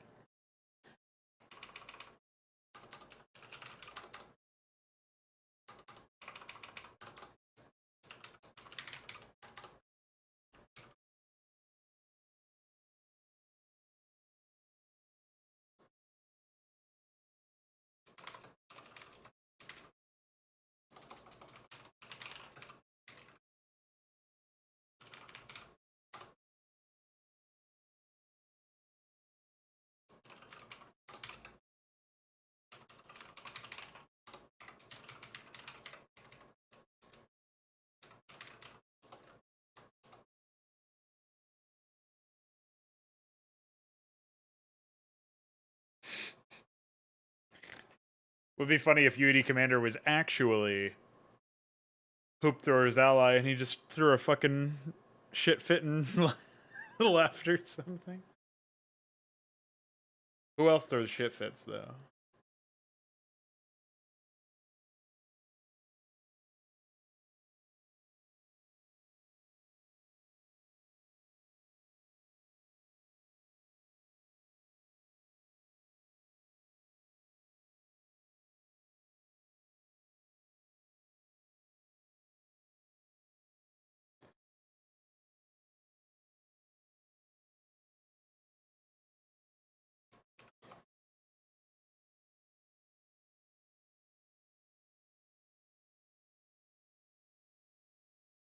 Oh, you're into Bedazzled Blue? I think it's like a 101 or something.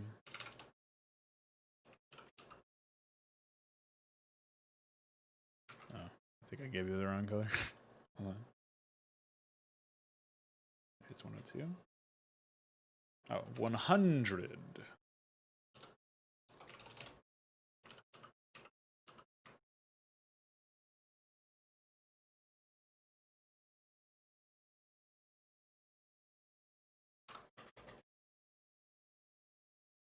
All right. I guess before I start bothering with those, I should probably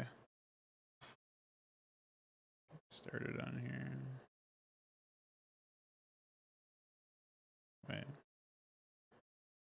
Where are the dirt cliffs at?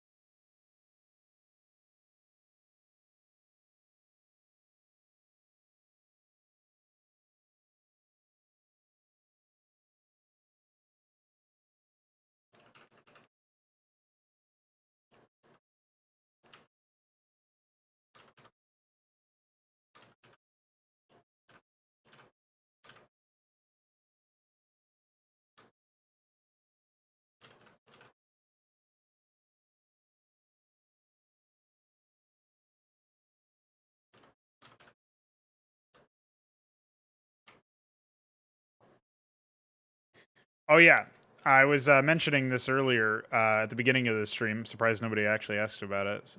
Up until now, I have music playing, but I've turned it off for the stream because music for me it helps me focus and stuff. But I realize that my music taste is pretty out there, and just in the interest of not getting fucking copyright strikes, I don't care. Like obviously, I'm not monetizing any of these videos, but the bigger issue is when they just block them or whatever. So I just disabled it, and people can put their own music on if they are so inclined, which I think is better anyway.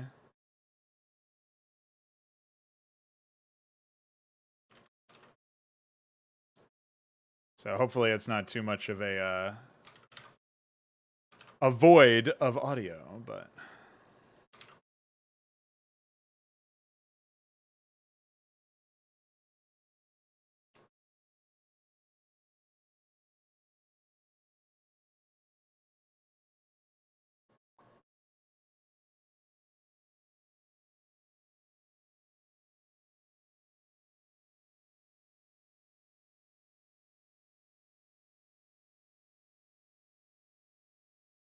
It's a sequel to my old map, Crap Council, from... it was Season 3, Episode 3 of Mapcrap. It was when I first showed the installation tiles inside the Badlands tile set, Nightlands tile set.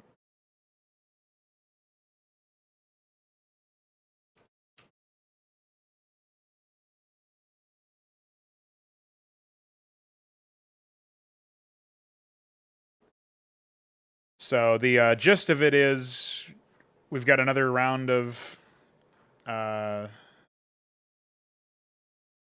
hooligans doing battle.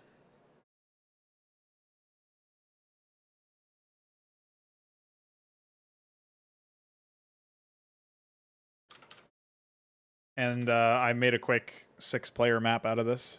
It's a 2v2v2, so it's a little strange. If I end up updating this map in any capacity, I will almost certainly make it a 3v3 map, as opposed to what I ended up doing here. But that's all right. I'm fine with a little bit of weirdness here and there.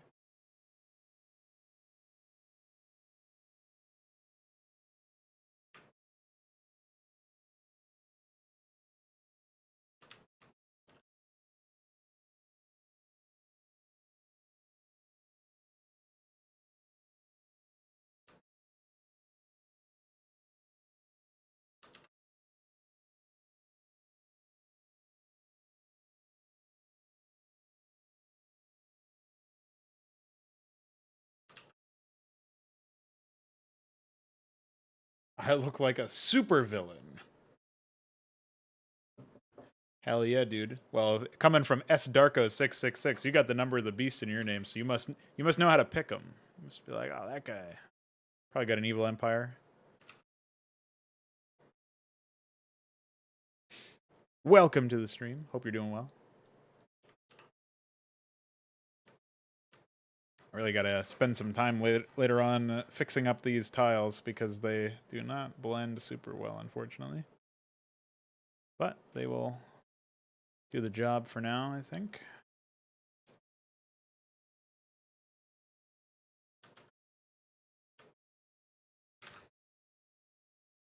Yeah, sorry, I forgot. Evil Empire is a bad word now. I just hate Minx, okay? Oh, man.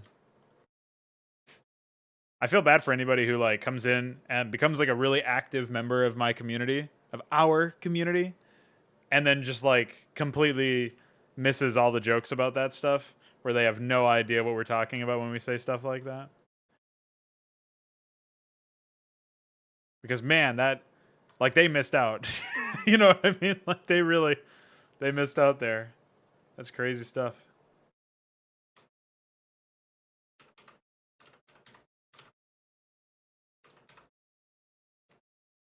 I feel like I made a blend of this at some point, but I don't remember. Better be a crow. Thanks for the follow. Welcome. Welcome. Actually, this particular tile looks like it blends perfectly fine. Which would mean, in theory, that would also blend. Oh, wait, this is the wrong one. It's this one. It does sort of blend there. Maybe not. This is a default Blizzard tile, and it looks like it isn't working there. But anyway, I'll fix that later on. It's not that big of a deal right now.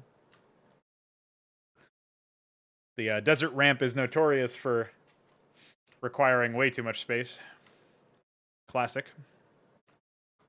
Let's put in the... I don't actually remember where the north-facing one is. Oh, we do have those asphalt ramps as well that I could use. I wanted to.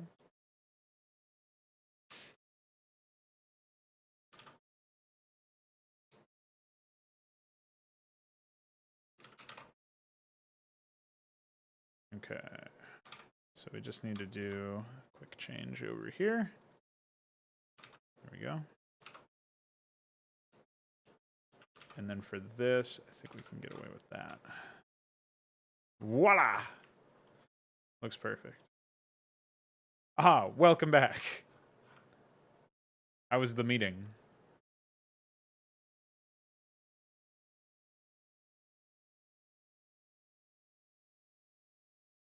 Nexus could morph? What do you get from it? Besides not being able to produce your workers for a while.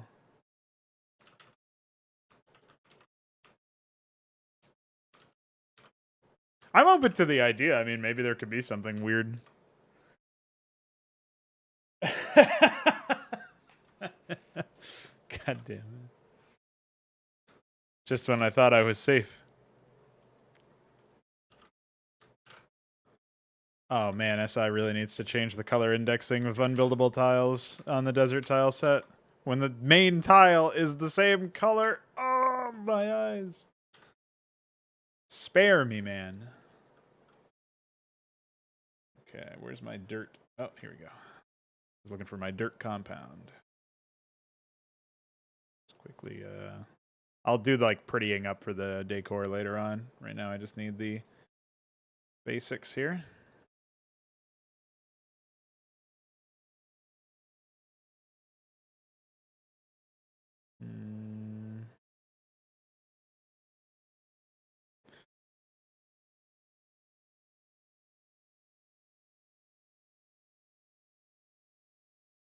Yeah, this is for Mapcrap, which is like a... I don't know if you've ever been introduced to the concept of Mapcrap, but basically it's like a... every other week or so, except for recently, we've been on a bit of a hiatus because I was focusing so much on Hydra. But every other week, we have a... what it basically amounts to an event or a contest, and the goal is just to make a map in a short amount of time. Despite the fact that it's called Mapcrap, it actually ends up usually being higher quality than most stuff, which in my mind is pretty psychotic. But, you know, it is what it is. So we have this, right? And then we have to go over here. I think it's this tile? No. Oh, I guess it would be one of these. It would have to be a different one. It's this one? I think so. Oh, there we go. Now we're on talking. I also want customized sound tiles. I mean, look at what I'm doing here. One man can only take so much.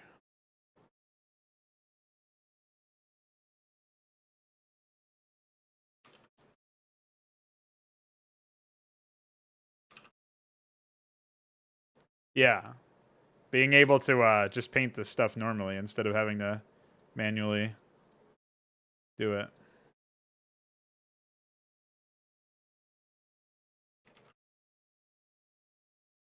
I've asked SI for the ability to lock terrain so that isometric tiles don't actually modify it. But similar to how like doodads work, where you can paint over a doodad and it doesn't do anything, the ability to like select a chunk of terrain and lock it would be really useful. But he hasn't gotten back to me about that. So I'm assuming he's not that interested.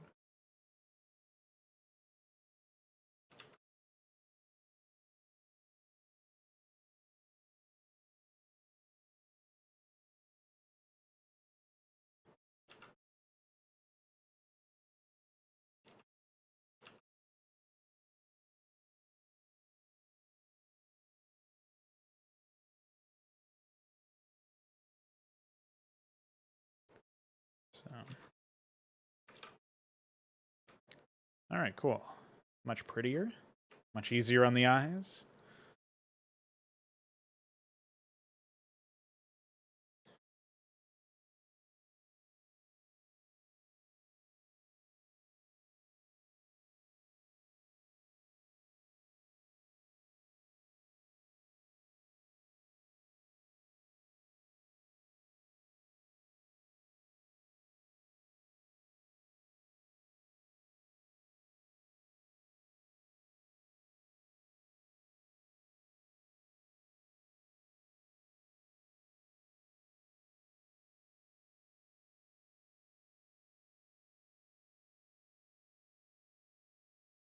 Well, we powered right on through this one. This went way quicker than the others.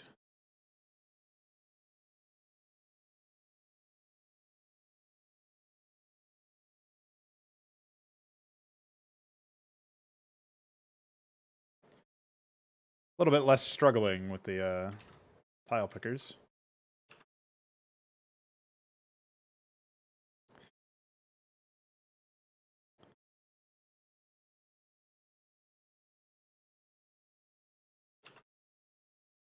One thing that isn't really talked about that much is like when you feel like you're outgrowing your tools, in a way, like the silver lining there is that it's a good thing because now you're realizing that you want access to more, you want to have more control.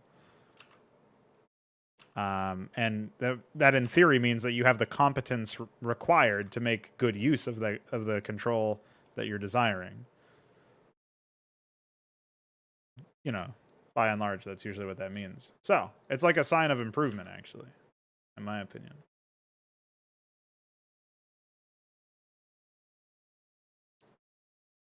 So it doesn't change the fact that it's really frustrating when you don't have the control that you're looking for, but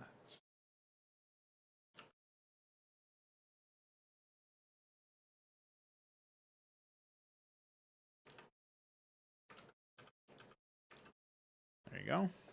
That's done. Do I need any other extended tiles? I don't think so. I think we can start on the resource placement.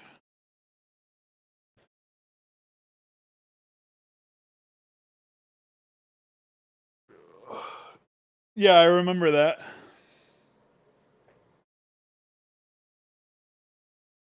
If you would write all the hooks, make all the bug fixes, and work on Overlord instead of me, maybe I could work on isometric and base layout stuff in Mapquay. What a... I like that. That's pretty good. Hey, iQuery, just remember, before, like a month ago, it was you versus Rust. You stood alone against the Rust menace. Now, you've got 2 other men. That's 3. The prophecy is coming true.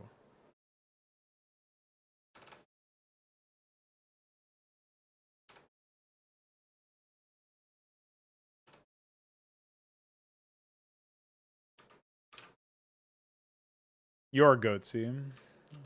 What's up, Luciferius?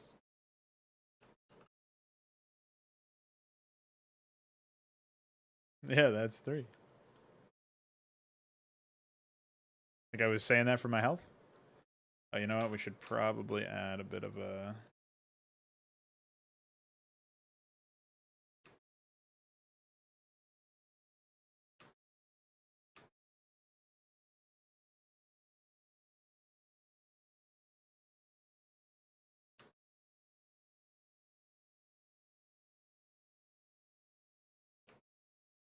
bit of a markup there.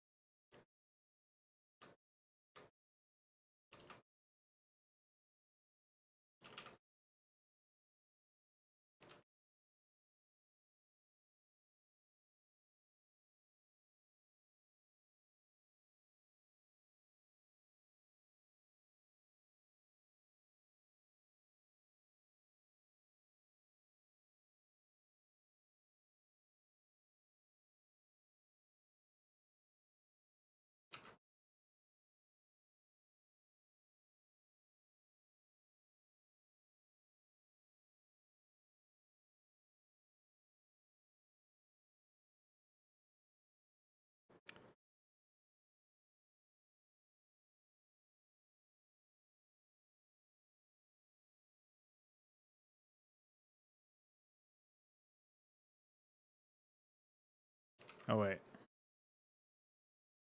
No, that's fine. Should be able to do this.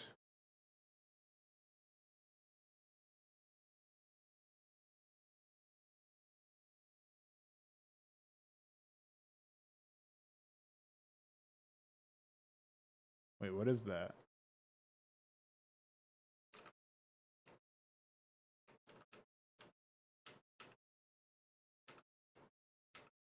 Oh, that is right. Okay. Good.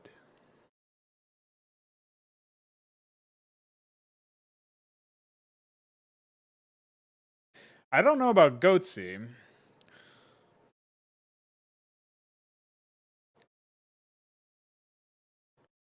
But, you know, to each their own.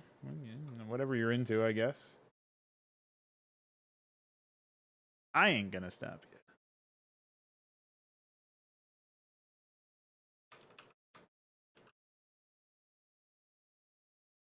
I really wish I knew what tile was what here.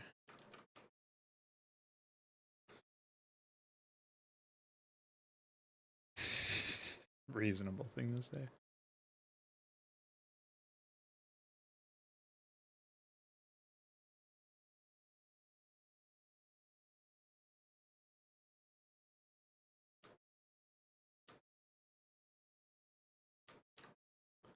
All right. I think I'll probably end up sealing that off. No reason to keep it open, I don't think.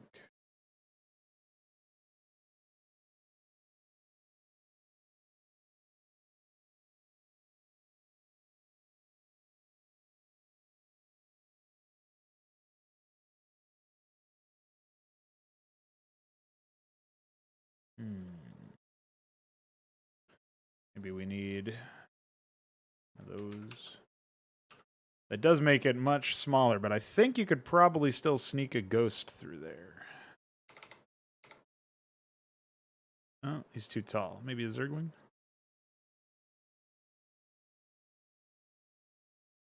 Yeah, a Zergling could fit.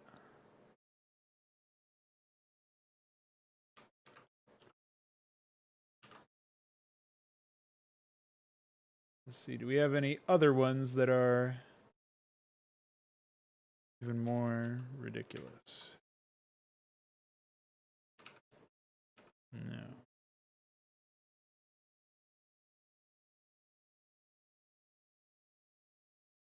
Doesn't look like it. That might be the best we've got.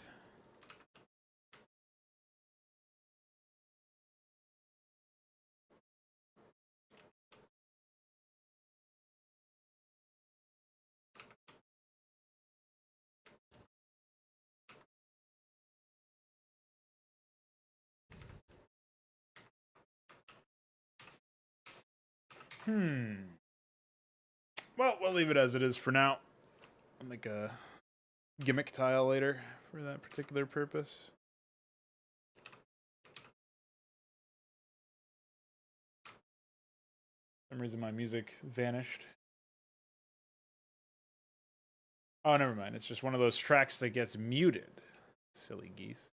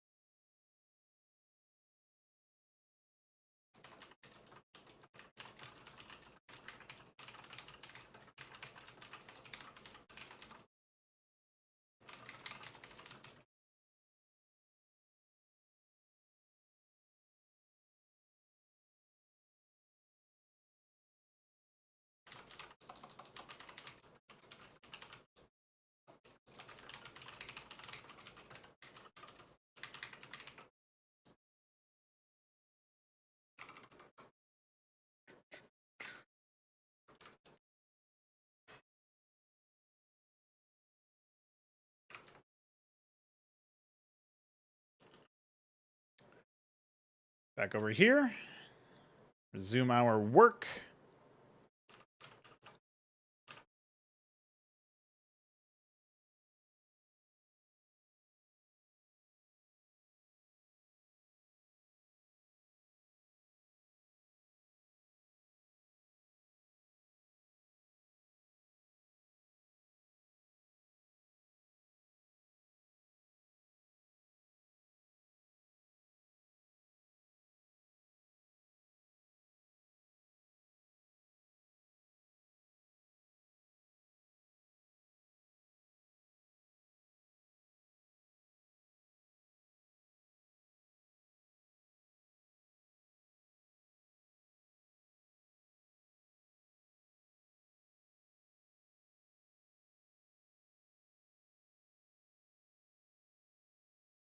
Looking forward to remaking these, man.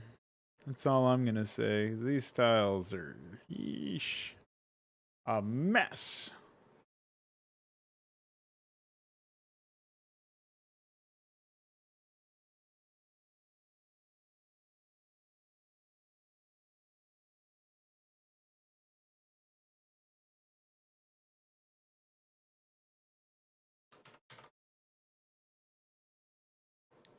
But they're my mess.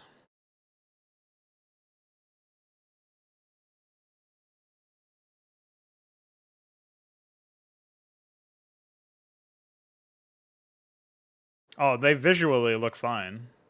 I'm not talking about organizational mess.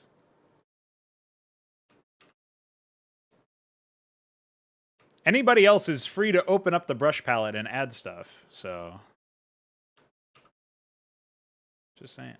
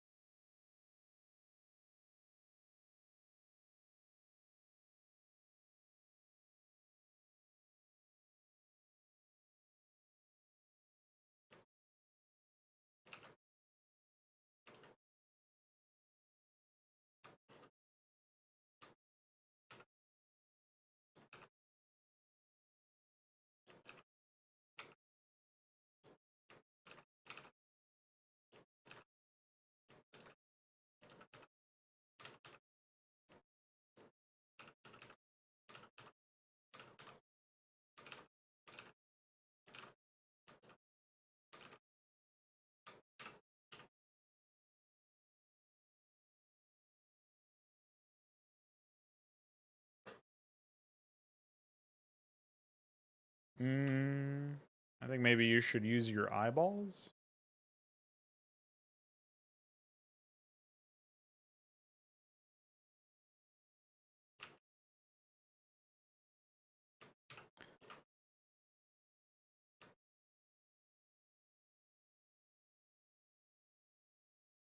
Oh wait, yeah, there's not even a native hydride mud tile. SMH. What are the native high dirt tiles? Maybe I can seal off that gap with a doodad.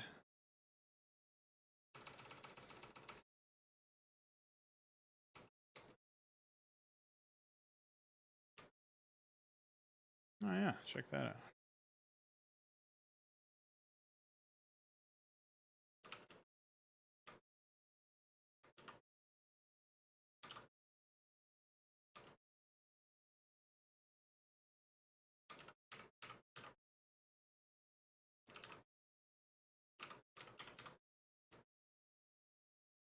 Nice.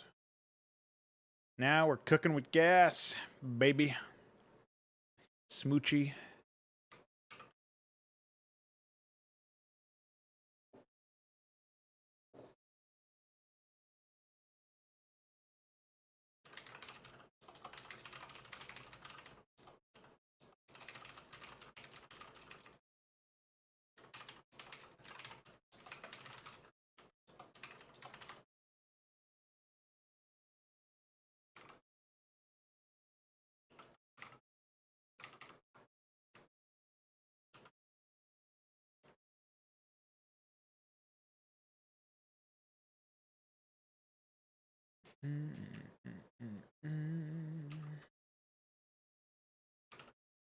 Oh yeah, I know it's not great. Trust me.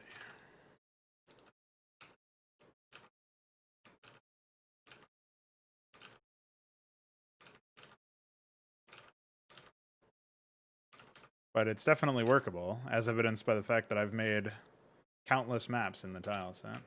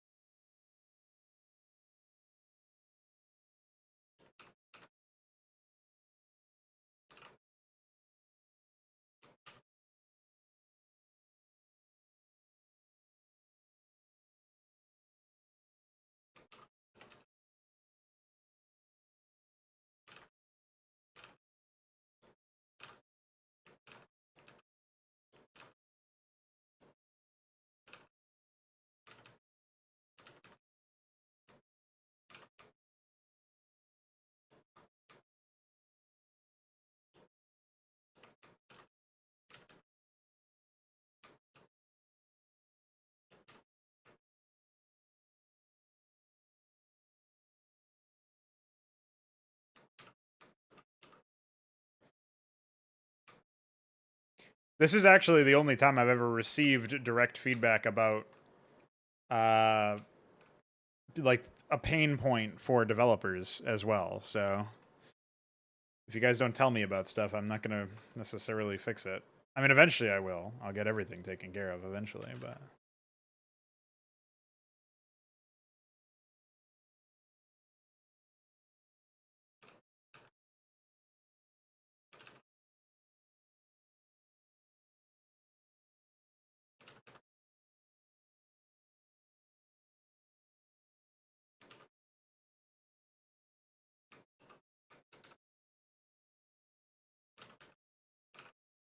Oh, I had the wrong measurement in mind.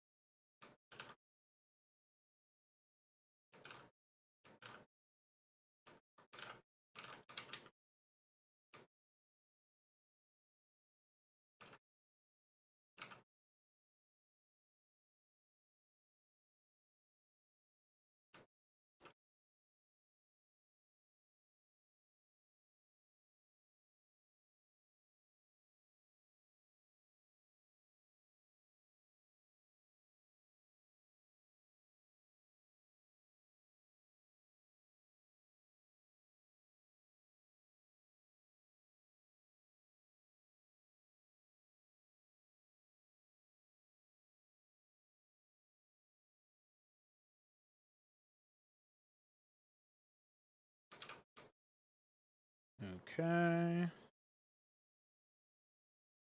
So far, so good. We've got all that taken care of.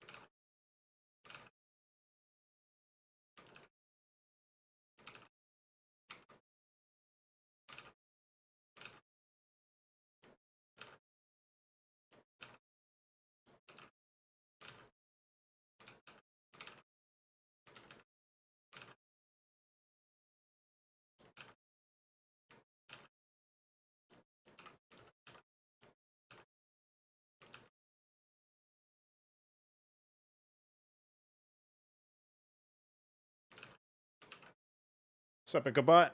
No music today. I'm trying something out differently so that people can put their own music on if they want to. I still have music in the background, but I have it muted on the stream, so hopefully that doesn't rub too many people the wrong way and they're able to figure something out.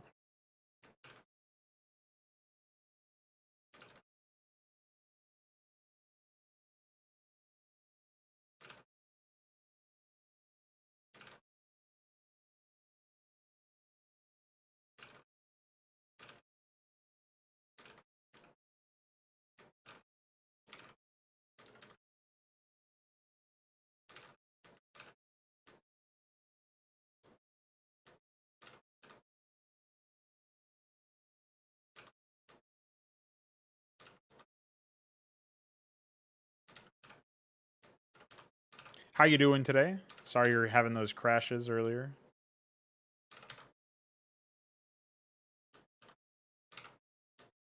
Hopefully we're able to resolve them in the future.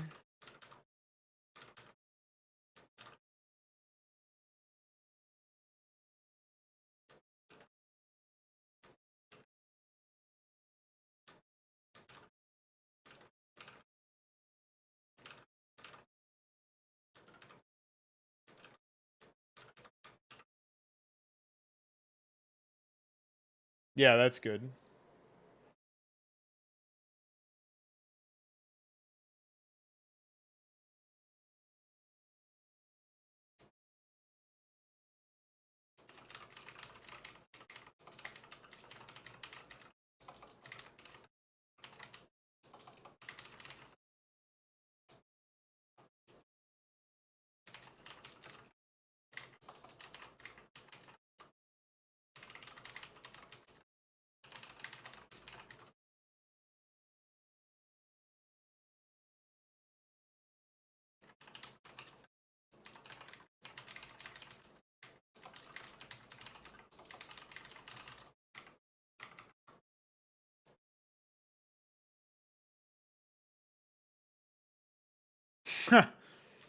Yeah, that's really weird. I'm not sure why that happens to you. Like when I run the game, either in I can just I can do it just fine here, and then if I run it in not windowed mode, I don't know if this shows up on the stream, but I can do it over here too. So I don't know. It's really weird that it's a no go.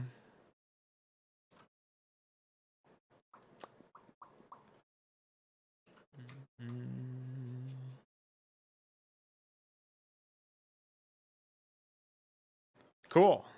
I always like when there's like a nice flexibility to the game modes. All right, I definitely think we need more build space over here. I'm going to rework this area.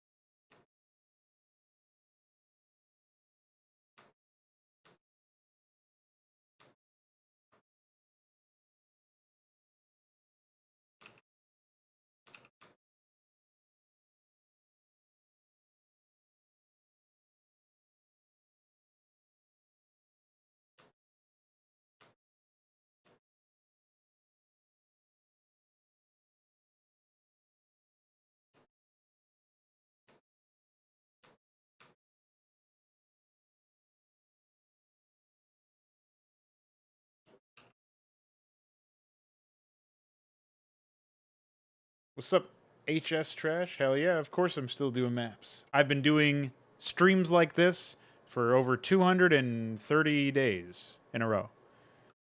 Can you make Mapcrap submissions using Hydra mod data? Yeah, that's what I'm doing. You can use the I don't know, have you set up a custom MPQ before? There's like a guide I wrote a while back if you need help figuring that out.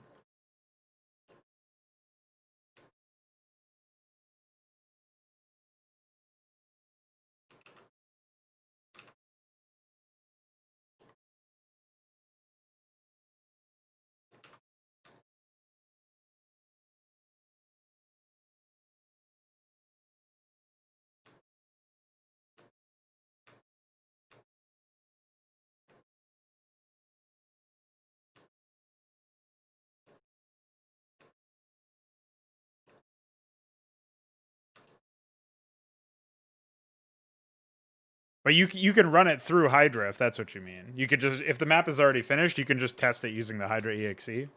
Your custom AI, if you wrote any, you're gonna have to add to the Hydra exe though.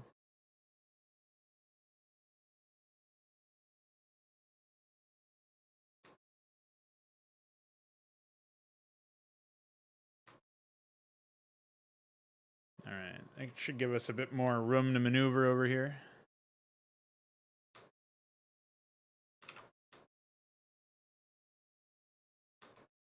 Well, if you do exclamation point Hydra in the Twitch chat, you'll be able to you'll be given a link. It'll give you a it'll give you a link, and that link will take you to a setup page. So, let me see.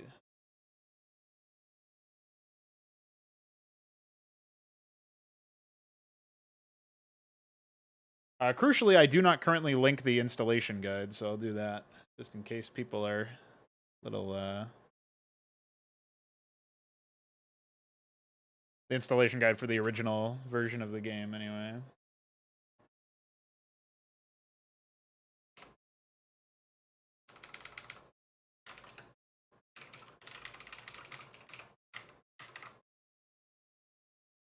Welcome back, Veek.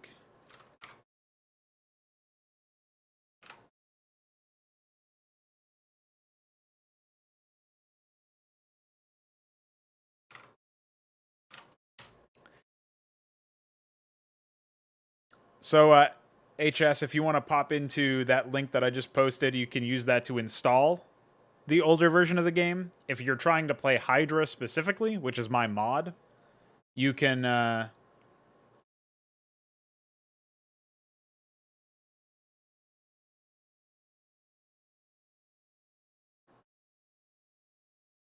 hope with any luck you'll be able to after you download and install 161, it should just work flawlessly. Should. But as Ichabod points out in the YouTube chat, you might also have to pray to whatever god you have. It's not always as easy as 1, 2, 3, you know what I mean? But I try to make it as simple as possible, so hopefully that install guide helps you out.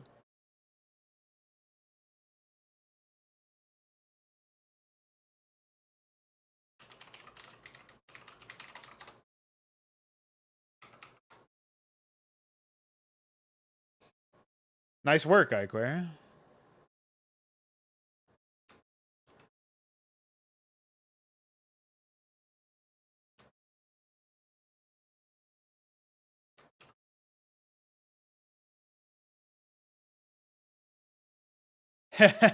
Yeah, exactly. Precisely my idea there, man.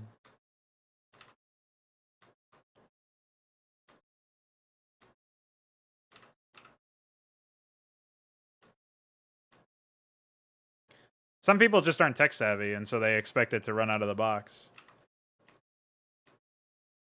Which I could understand for like an actual fully fledged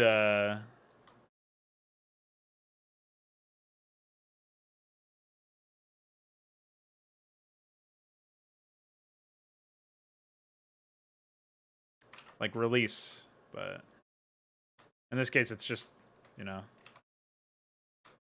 a mod for now.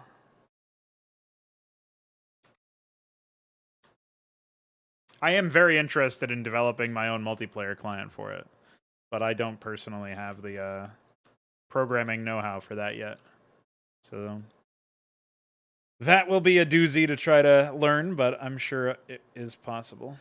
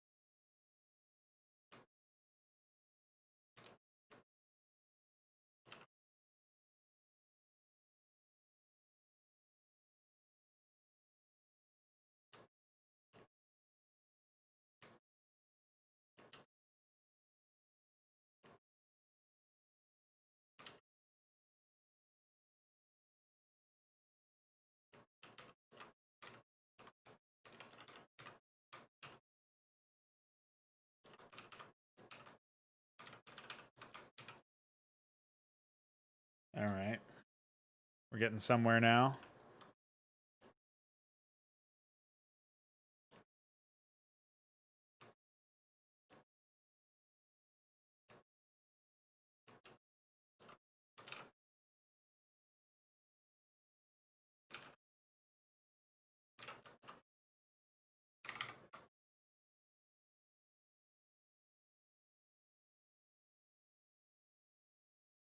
What did I say, tech savvy? I said tech savvy.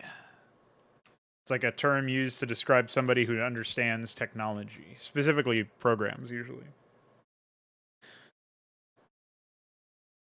Unfortunately, that term and many others have been bastardized lately, so I can't blame you for not immediately recognizing it. Pretty much lucked out on the bridge placement there. I was not expecting it to be that straightforward.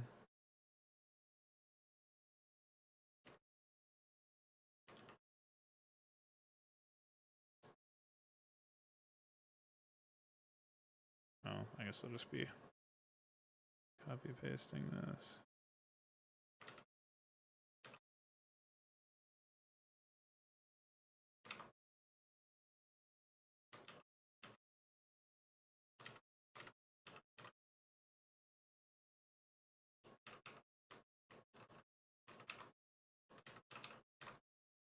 Wait, did I fuck something up royally or what?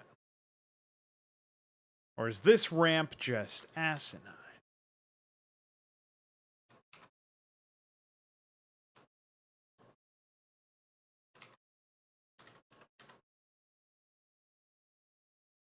Now that's epic.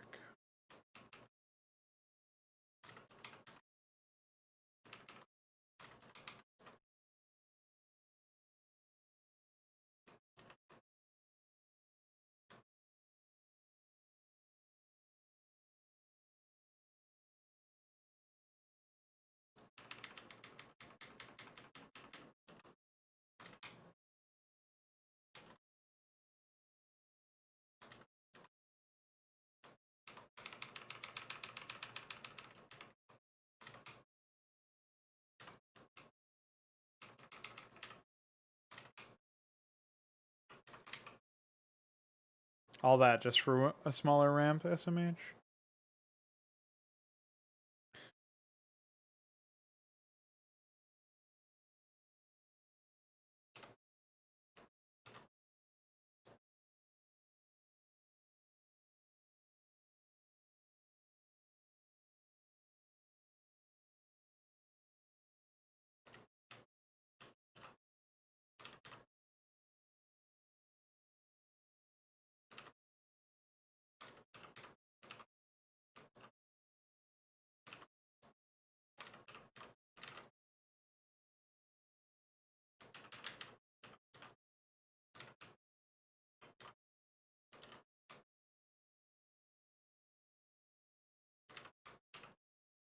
Nice.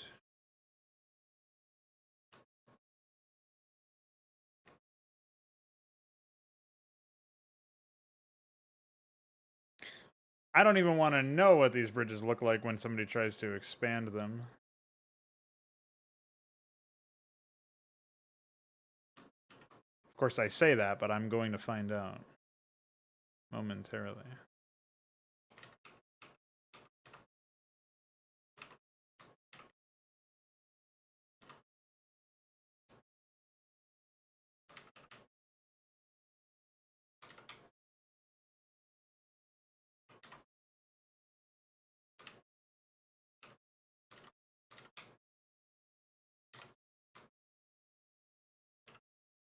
All right.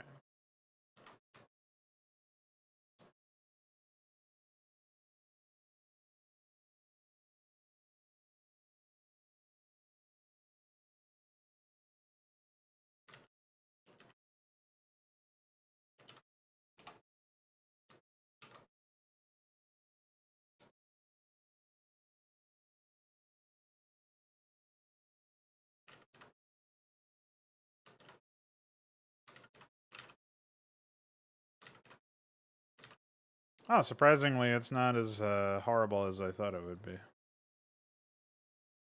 Pretty much the only good thing I can say.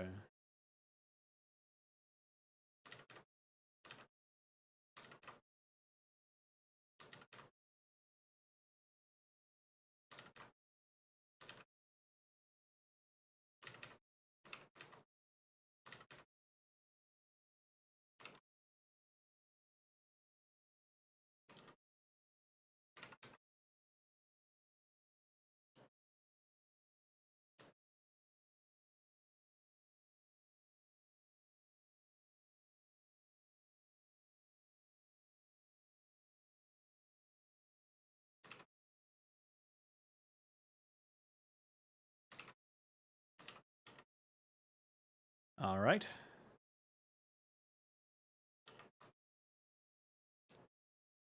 I'll take a look as soon as I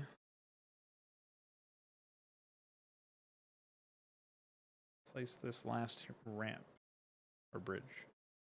Excusez-moi. Excusez-moi.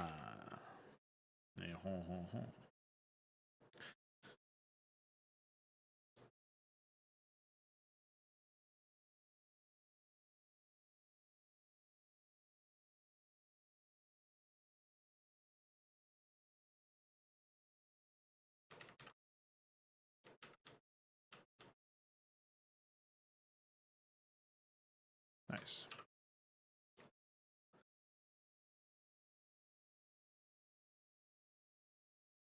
Oh, you enjoy that?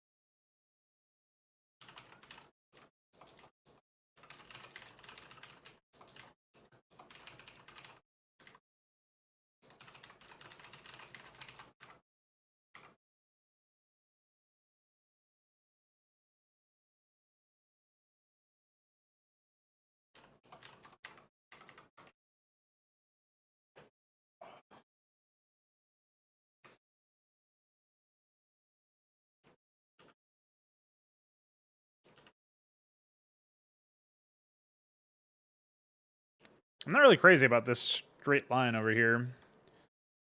And furthermore, I feel like maybe there could be some better use of this space. Oh, yeah.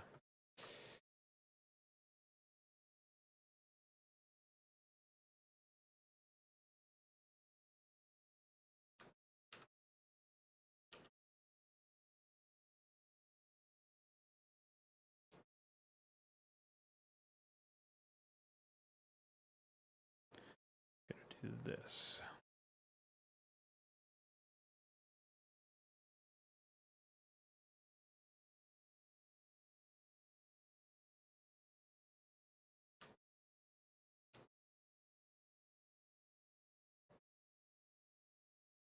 No, they're not due until Tuesday, but I am ready to have a laugh.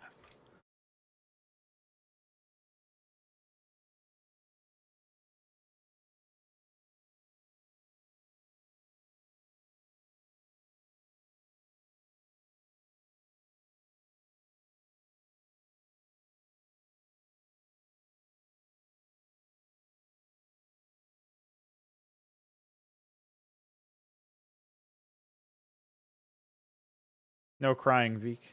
Mutas doesn't says no. If you cry, he starts rushing you with mutas again. And killing all your workers.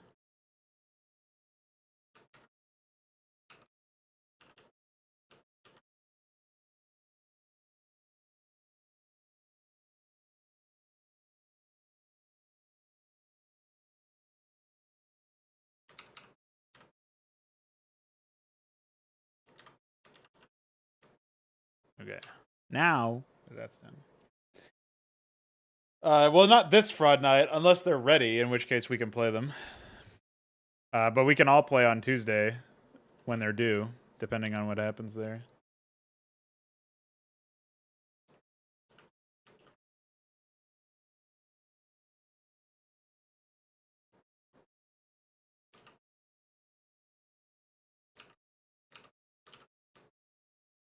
Let's get rid of these doodads for now.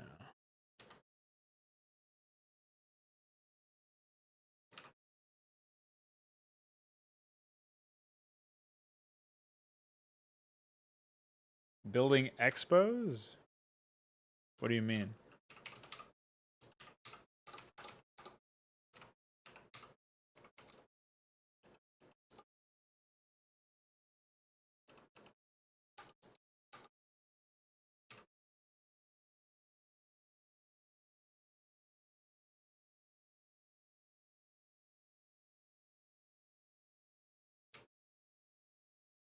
You might be used to the stupid inking outline stuff that they do in Remastered, where they make the minimap icons completely unreadable.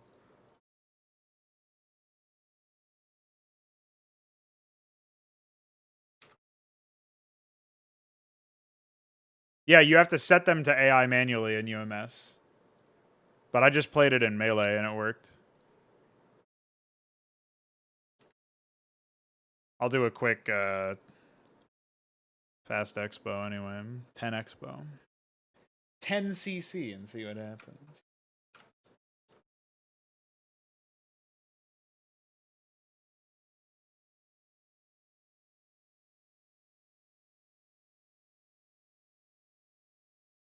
I mean, we were also playing on some pretty large maps, so the minimap gets rescaled anyway. So you probably are also not used to that because you play fucking big game hunters. But I'm looking at the minimap and it seems pretty large, so...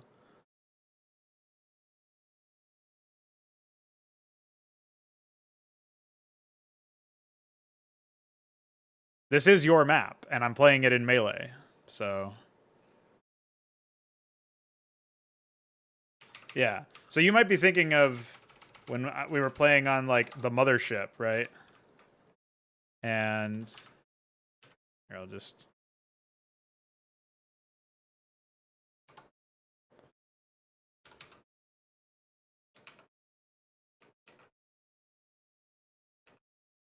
Yeah, it actually is the same size as the drone, hilariously enough.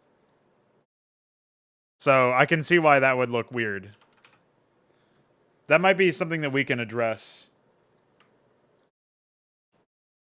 in a minimap scaling sense. I'm not sure. But that definitely is not ideal. I'll give you that.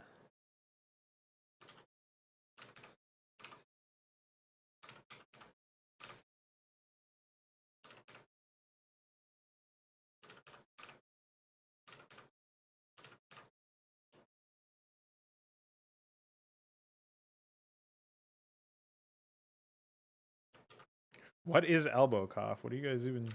This is some corona joke I don't get?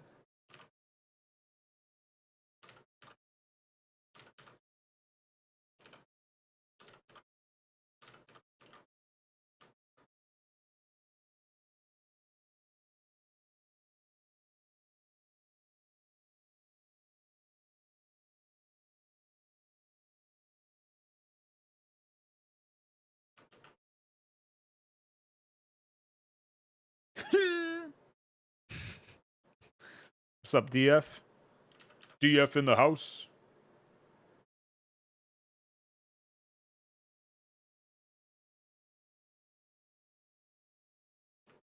Oh, okay.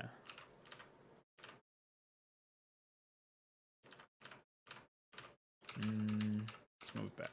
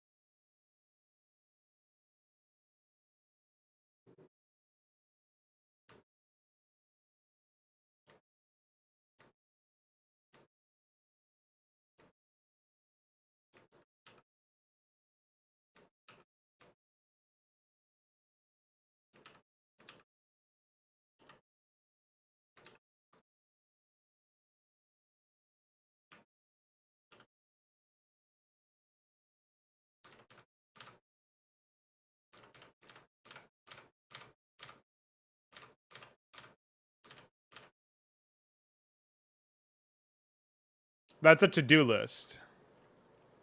That's only the UI section, too. It expanded. quite a bit. But I put that together earlier today on stream. Oh wait, what am I even doing? I just need these. I don't know why I thought I needed anything else.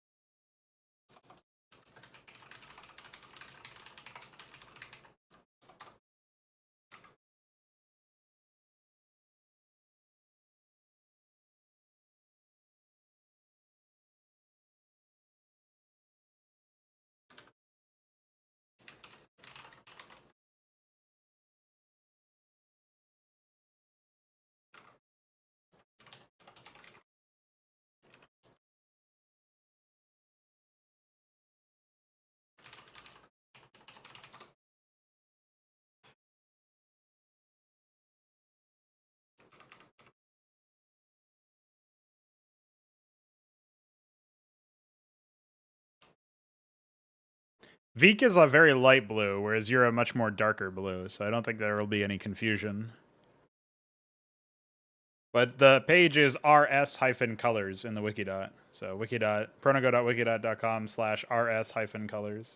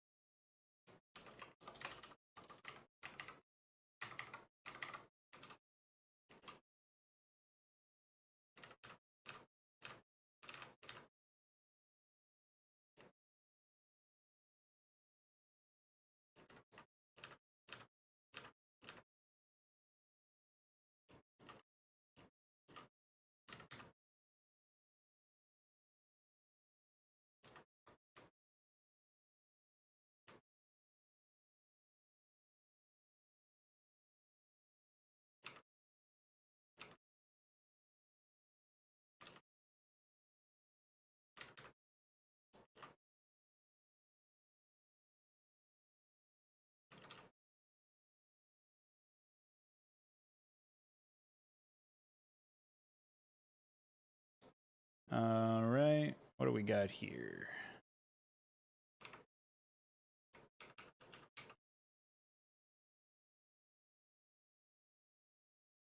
Oops. Oops.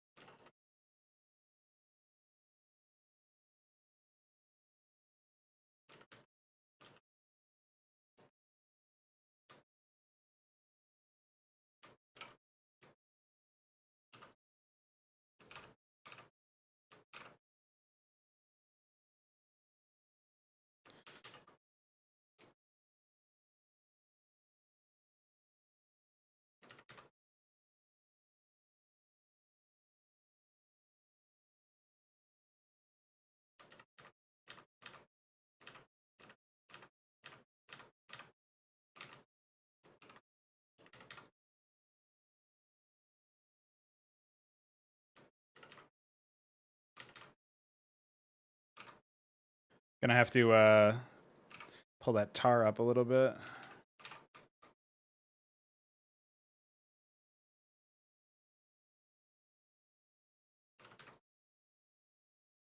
Or push it out more accurately.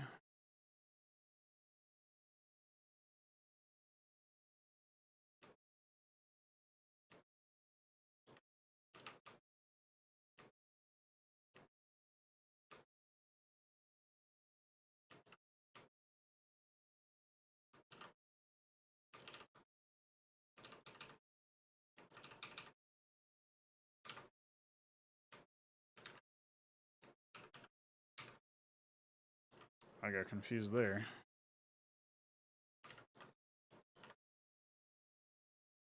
Oh.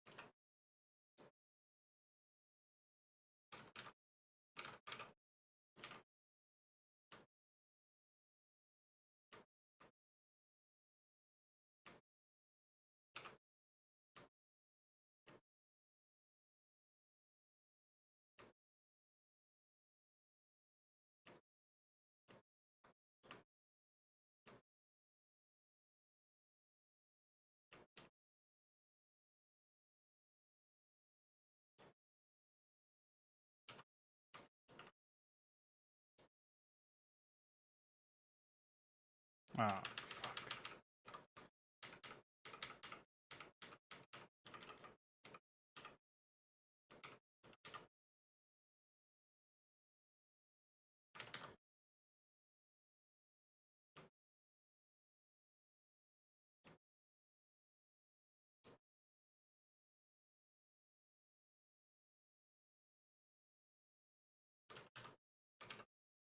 Oops.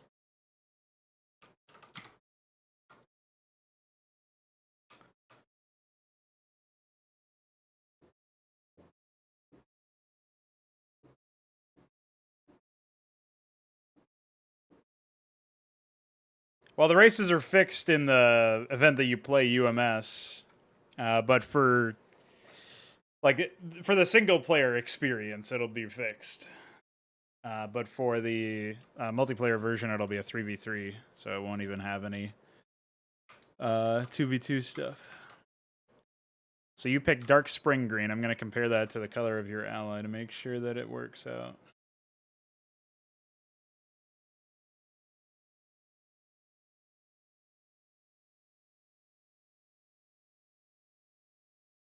Should be fine.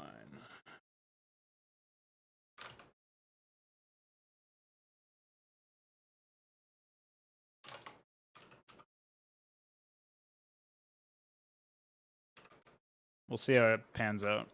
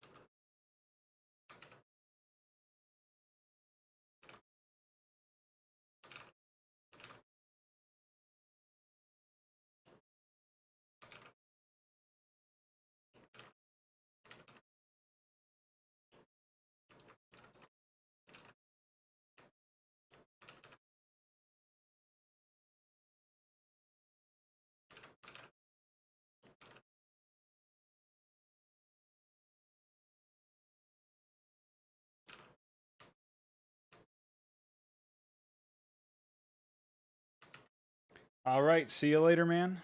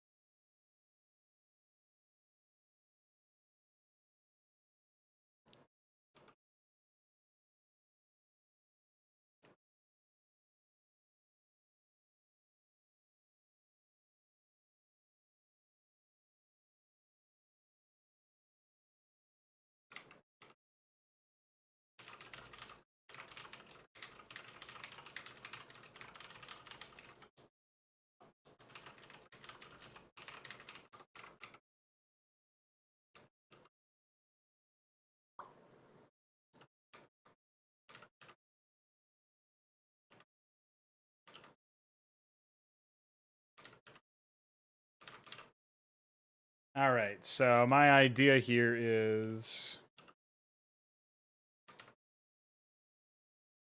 there will be a nice open amount of build space.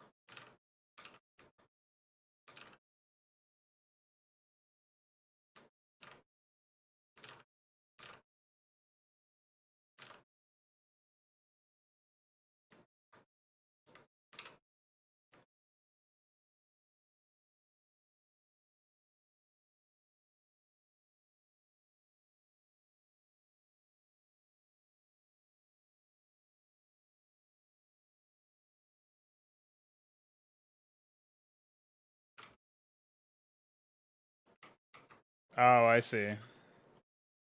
The immortal question, then.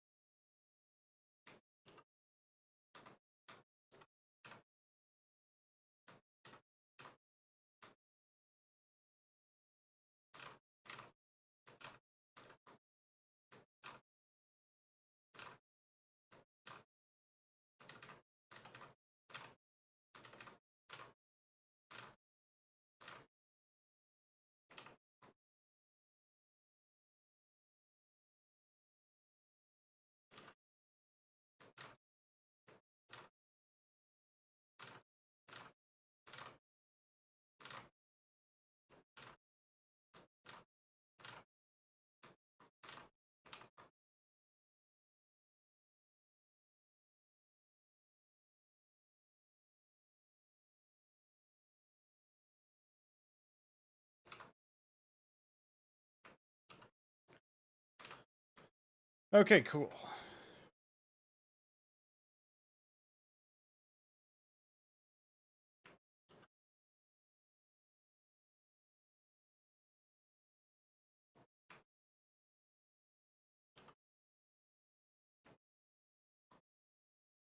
I think this map is probably a little too small for 3v3, so it might end up becoming a 2v2 map instead.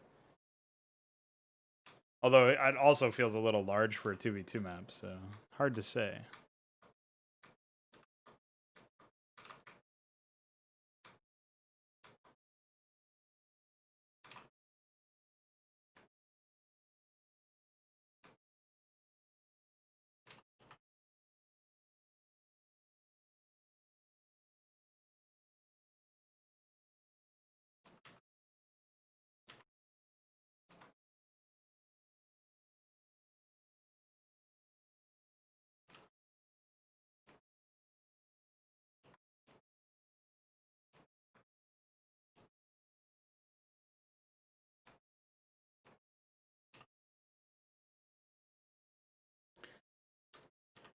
Purple pea.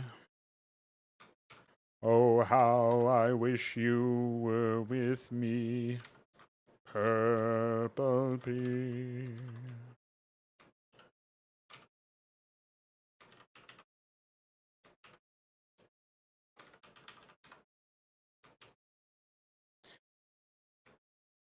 Bum, bum, bum, bum.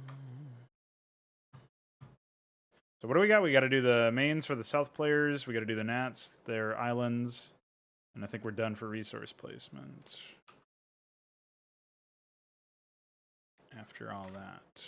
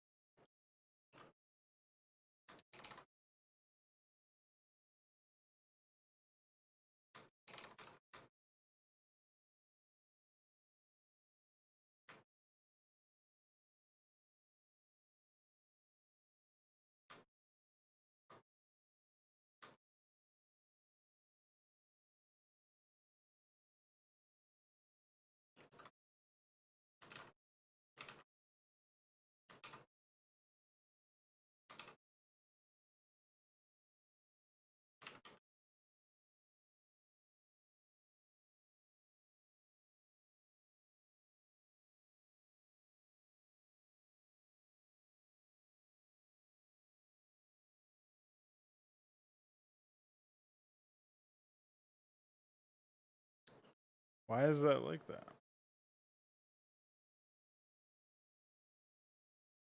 Oh.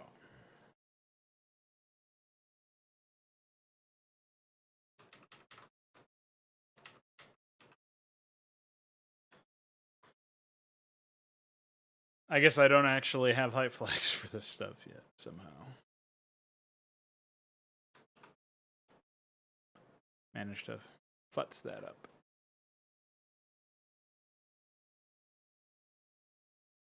So I'm going to need to fix dirt compound and higher dirt. And after that, we'll be good to go, I think. I don't know what's up with this, though. Ramps are messed up as well.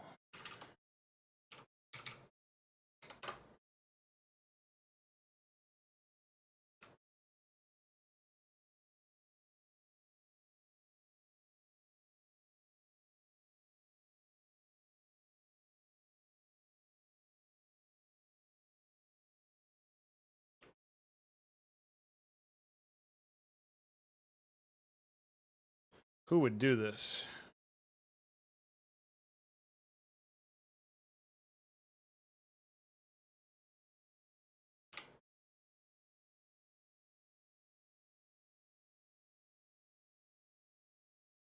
Can you believe that Blizzard had the fucking ramps? Oh my goodness.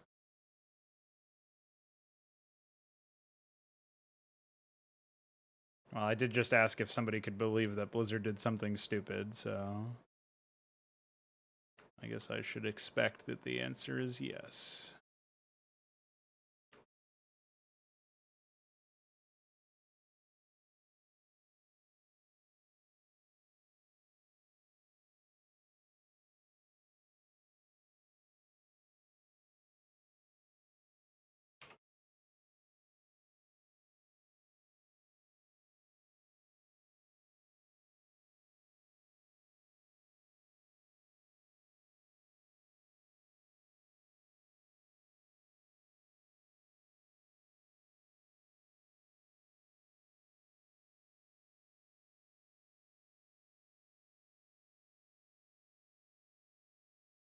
We need like a condensed version of this ramp.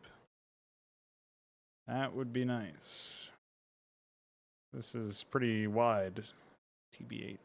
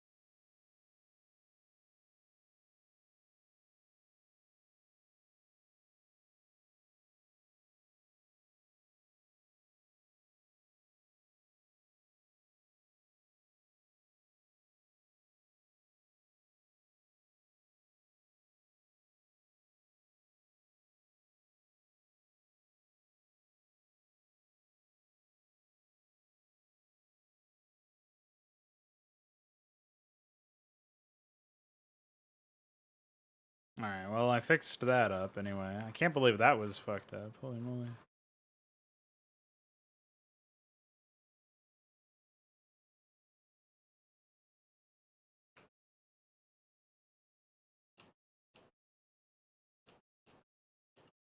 Oops.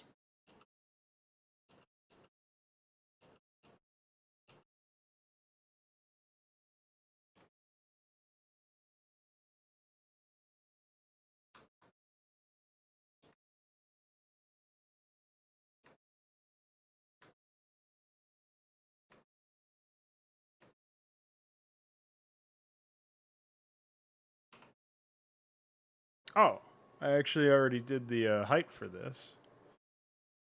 Odd.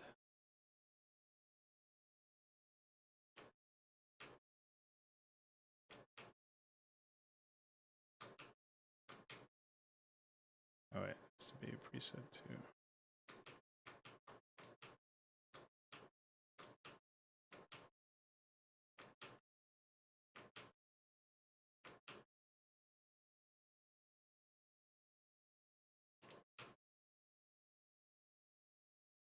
No, those aren't null. They're tar, center tar pieces.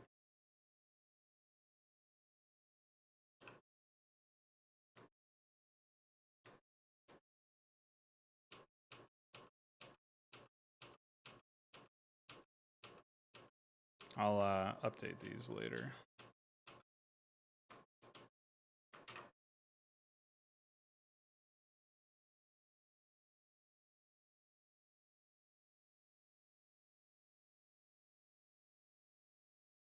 Oh boy.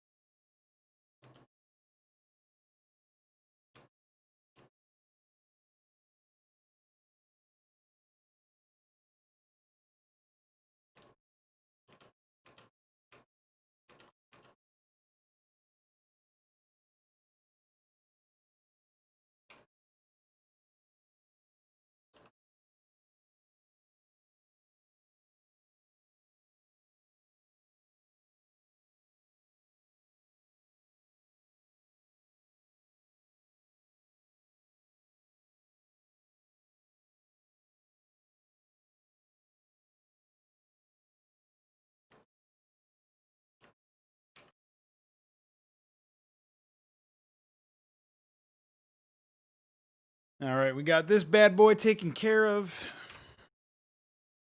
I'll skip these for now.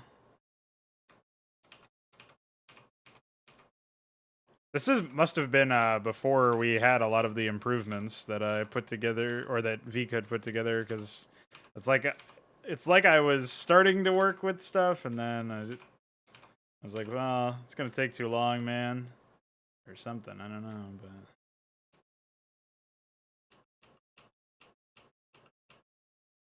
I don't actually know if this is the higher ones or what. It looks like it was supposed to be.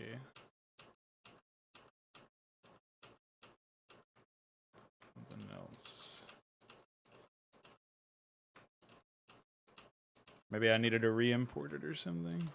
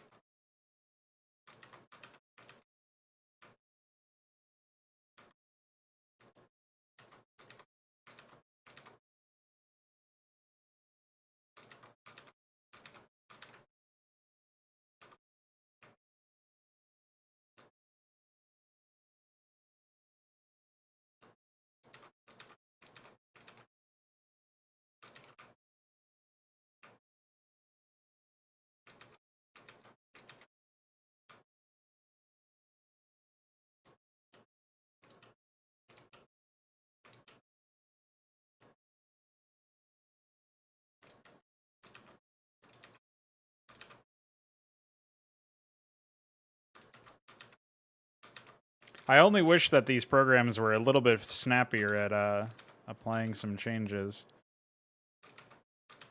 But I understand that's pretty much a limitation with the language itself.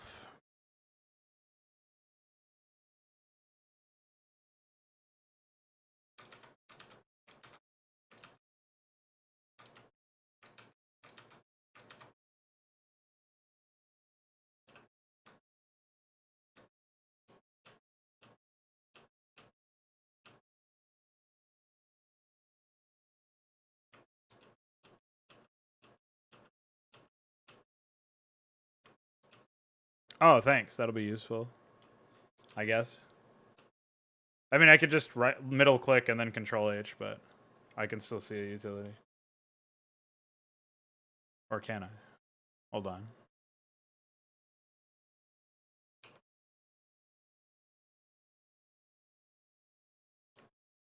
I'll think on that.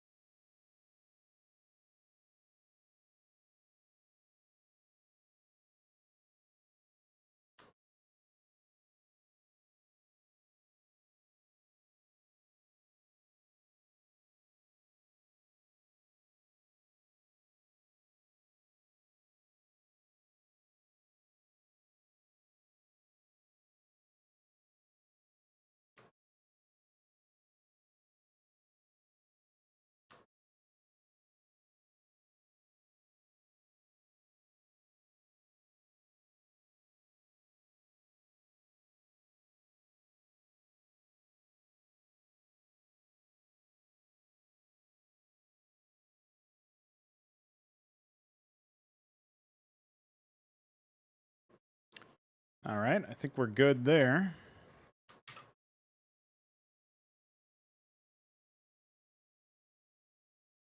Hey, man, you can admit you just wanted to add a 3. I understand. 3 gets the best of us sometimes.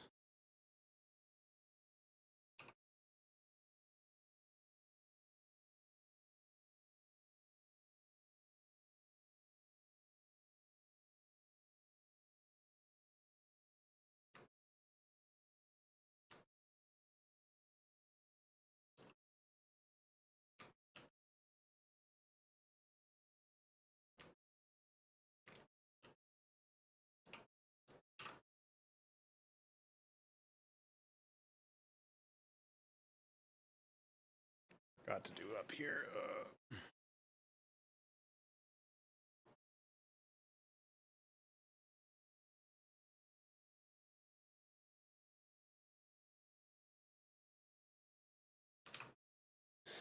All right, now we are good to go. I'm pretty sure that should be all of the tiles that I need to modify height-wise, and hopefully that will fix that res area assignment up there.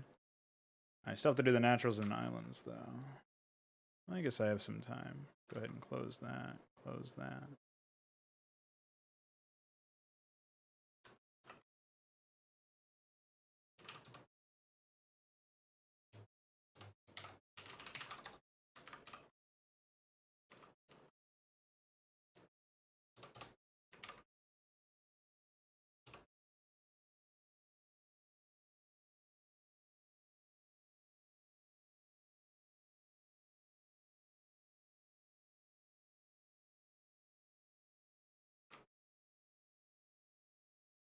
Oh, that is going to be a problem right there, isn't it?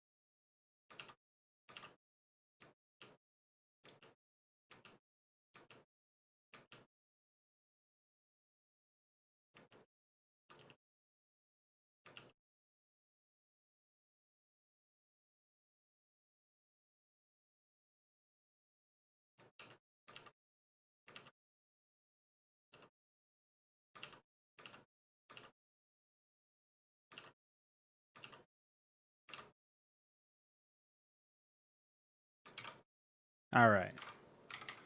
Outside of that,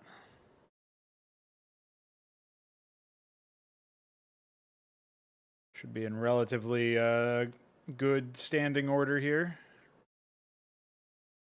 Ramps look pretty good, and I think everything is taken care of. I don't see anything. I mean, the actual normal dirt cliffs for this tile set are horrible, and I'm going to have to fix them. But I don't see anything immediately coming across as horrid.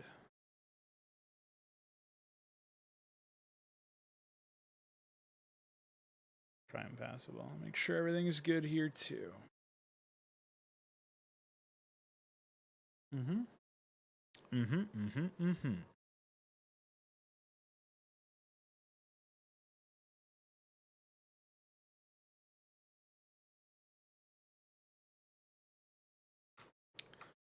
Looks like I might have botched something else over here. Where's that ramp at?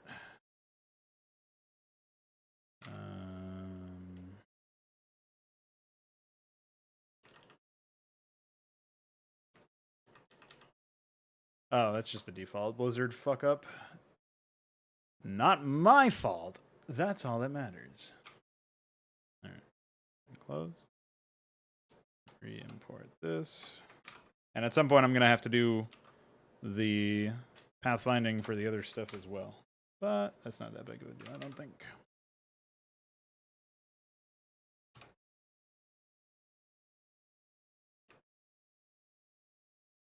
Okay. So let us begin. By begin, I mean finish the whole thing.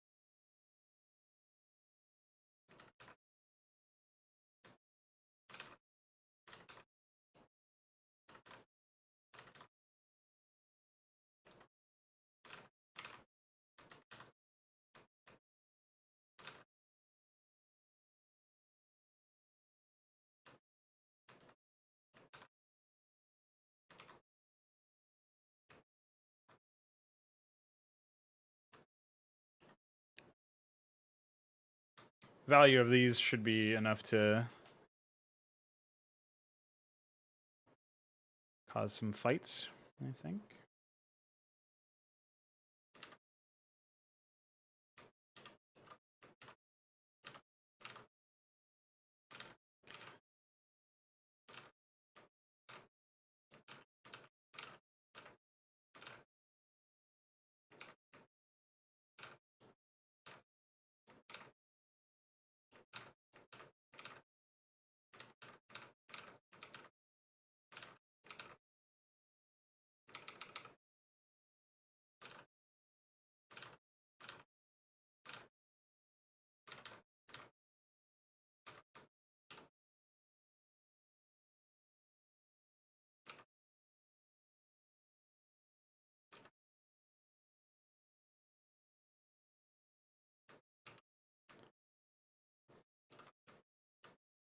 Welcome. Why is there another welcome wagon being rolled out? Another cute boy joined the server.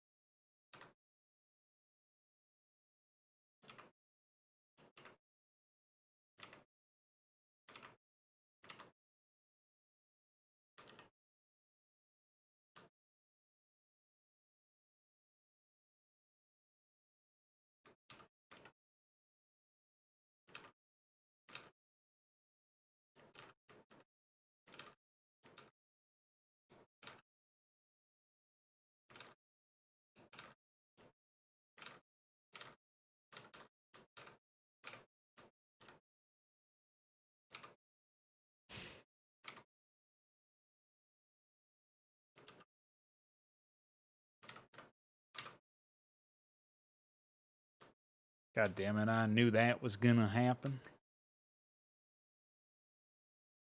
Oh, we fixed it.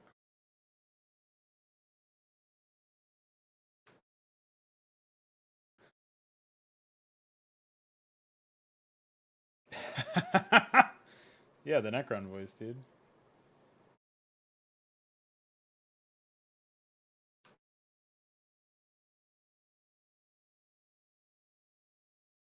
Biggest issue I can see with this map so far is that the players that are starting in the compound areas are pretty much they're at a pretty large deficit for build space. I kind of I gave them like a really quick entryway into what will essentially be their natural over here, with the idea that, you know, it's close by enough that it shouldn't bother anybody, but the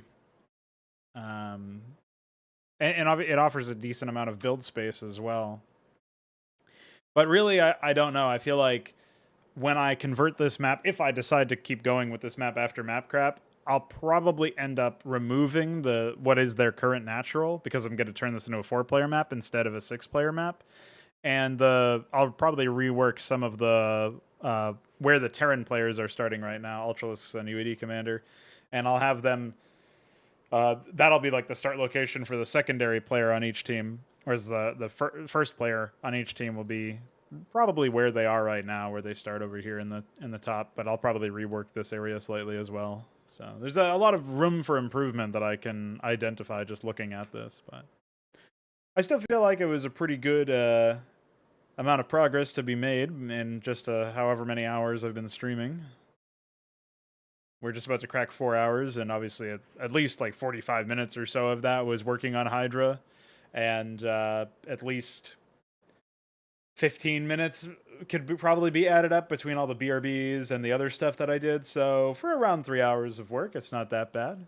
That's 3 for one, and for another, we were able to update the tile set to add some stuff there. And so yeah, I'm pretty happy with the progress.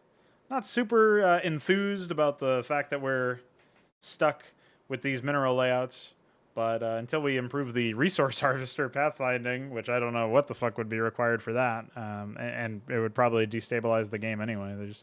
I don't think there's much that we could do. You know, one thing that I didn't realize about Toddborn, actually, my comedic project is that race has much faster workers in terms of the movement speed, because one of them is not a flingy unit. It doesn't accelerate and decelerate. It's just a normal walker. And so then I had to make it so that the other one also worked the same way. And by doing that, I realized, holy shit, we've got like, we have a much faster return rate on these resources than before. And so it actually accelerated the game quite a bit, which is a weird, unintentional aspect. So what I'll probably end up doing for that particular project is slowing it back down to relatively close to Brood War levels. But I think making them not a flingy unit might actually significantly improve their ability to handle themselves in that way and mine in a more reasonable fashion. I don't think I would do that for Starcraft's workers, just because it's a default assumption that you keep that the way that it is. But I wouldn't mind doing it for a total conversion like Toddborn, where like the races are completely different. Or if I were to add a new race to Hydra for some reason, I would probably, maybe I would do it for them too. So we will, we'll see what happens. We'll see what goes down. It's just another thing to think about at this point. And I think that will bring our stream to a close today. Just to humor myself, I might as well take a look. And take a look at where we are at in our streak. Starting on the 3rd of November, 2019. This was the 236th mod stream in a row. So that's pretty epic. I just want to get to 269. After that, everything extra is gravy. So pretty epic. Yeah, I've got to go to work in the next hour. So I'll have maybe a half an hour or whatever before I start getting ready. I'm going to get some food and stuff, and so maybe I'll have like a half an hour within the next hour to chat or whatever.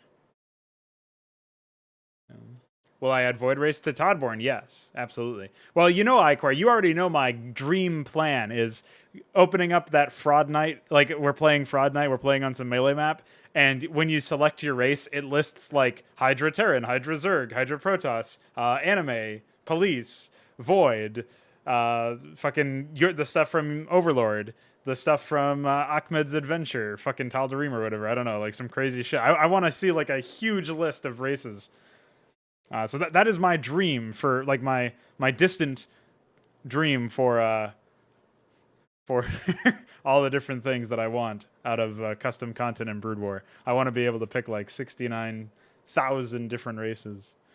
And have them all be somewhat balanced so that people aren't completely apeshit. I think as long as I had somewhat total, not total control, but like some sort of say over what races ended up getting added to the game. I mean, I wouldn't want to gatekeep if there were good ideas and like Veek went off and made a UED or an Nerazim race or whatever, or somebody else like UED Commander actually put his UED race in or whatever. I wouldn't mind that. The biggest issue for me is like, I want to make sure that it fits with the balance. And so that's why I think I would probably initially restrict the game state to just having like whatever races I wanted to pull up. But it's a tough ask, and it's a real fucking far away thing anyway that we have to worry about. So I'm not really worried about that, but it's just one of those things that I've been thinking about. Anyway, if you got other thoughts, talk about them in the server, DM me, whatever. I'm going to go get some lunch, get ready for work. I'll see you cuties pretty soon. And with any luck, Iceware, maybe you can take a look at the crash that I just sent you a report of a little while ago. Veek and Ichabod have reported a crash when messing around with the updated bin file that I've added for the main menu selection. It doesn't happen to me. I haven't been able to reproduce it. Ichabod's not using... he's using full screen. He's not using any windowed mode, including CNC draw. Veek was using windowed mode, which is what I'm using. And whenever he would enter into single player, it would crash his computer. Like I'll try using entirely mouse and see if that has anything to do with it. But like they would get to this screen and it would crash. So I don't know what's up with that. I don't know if maybe you have any ideas there. But I sent you his error log. And the exact instruction in the exact function that it's crashing in. I don't really know what could be causing the issue, but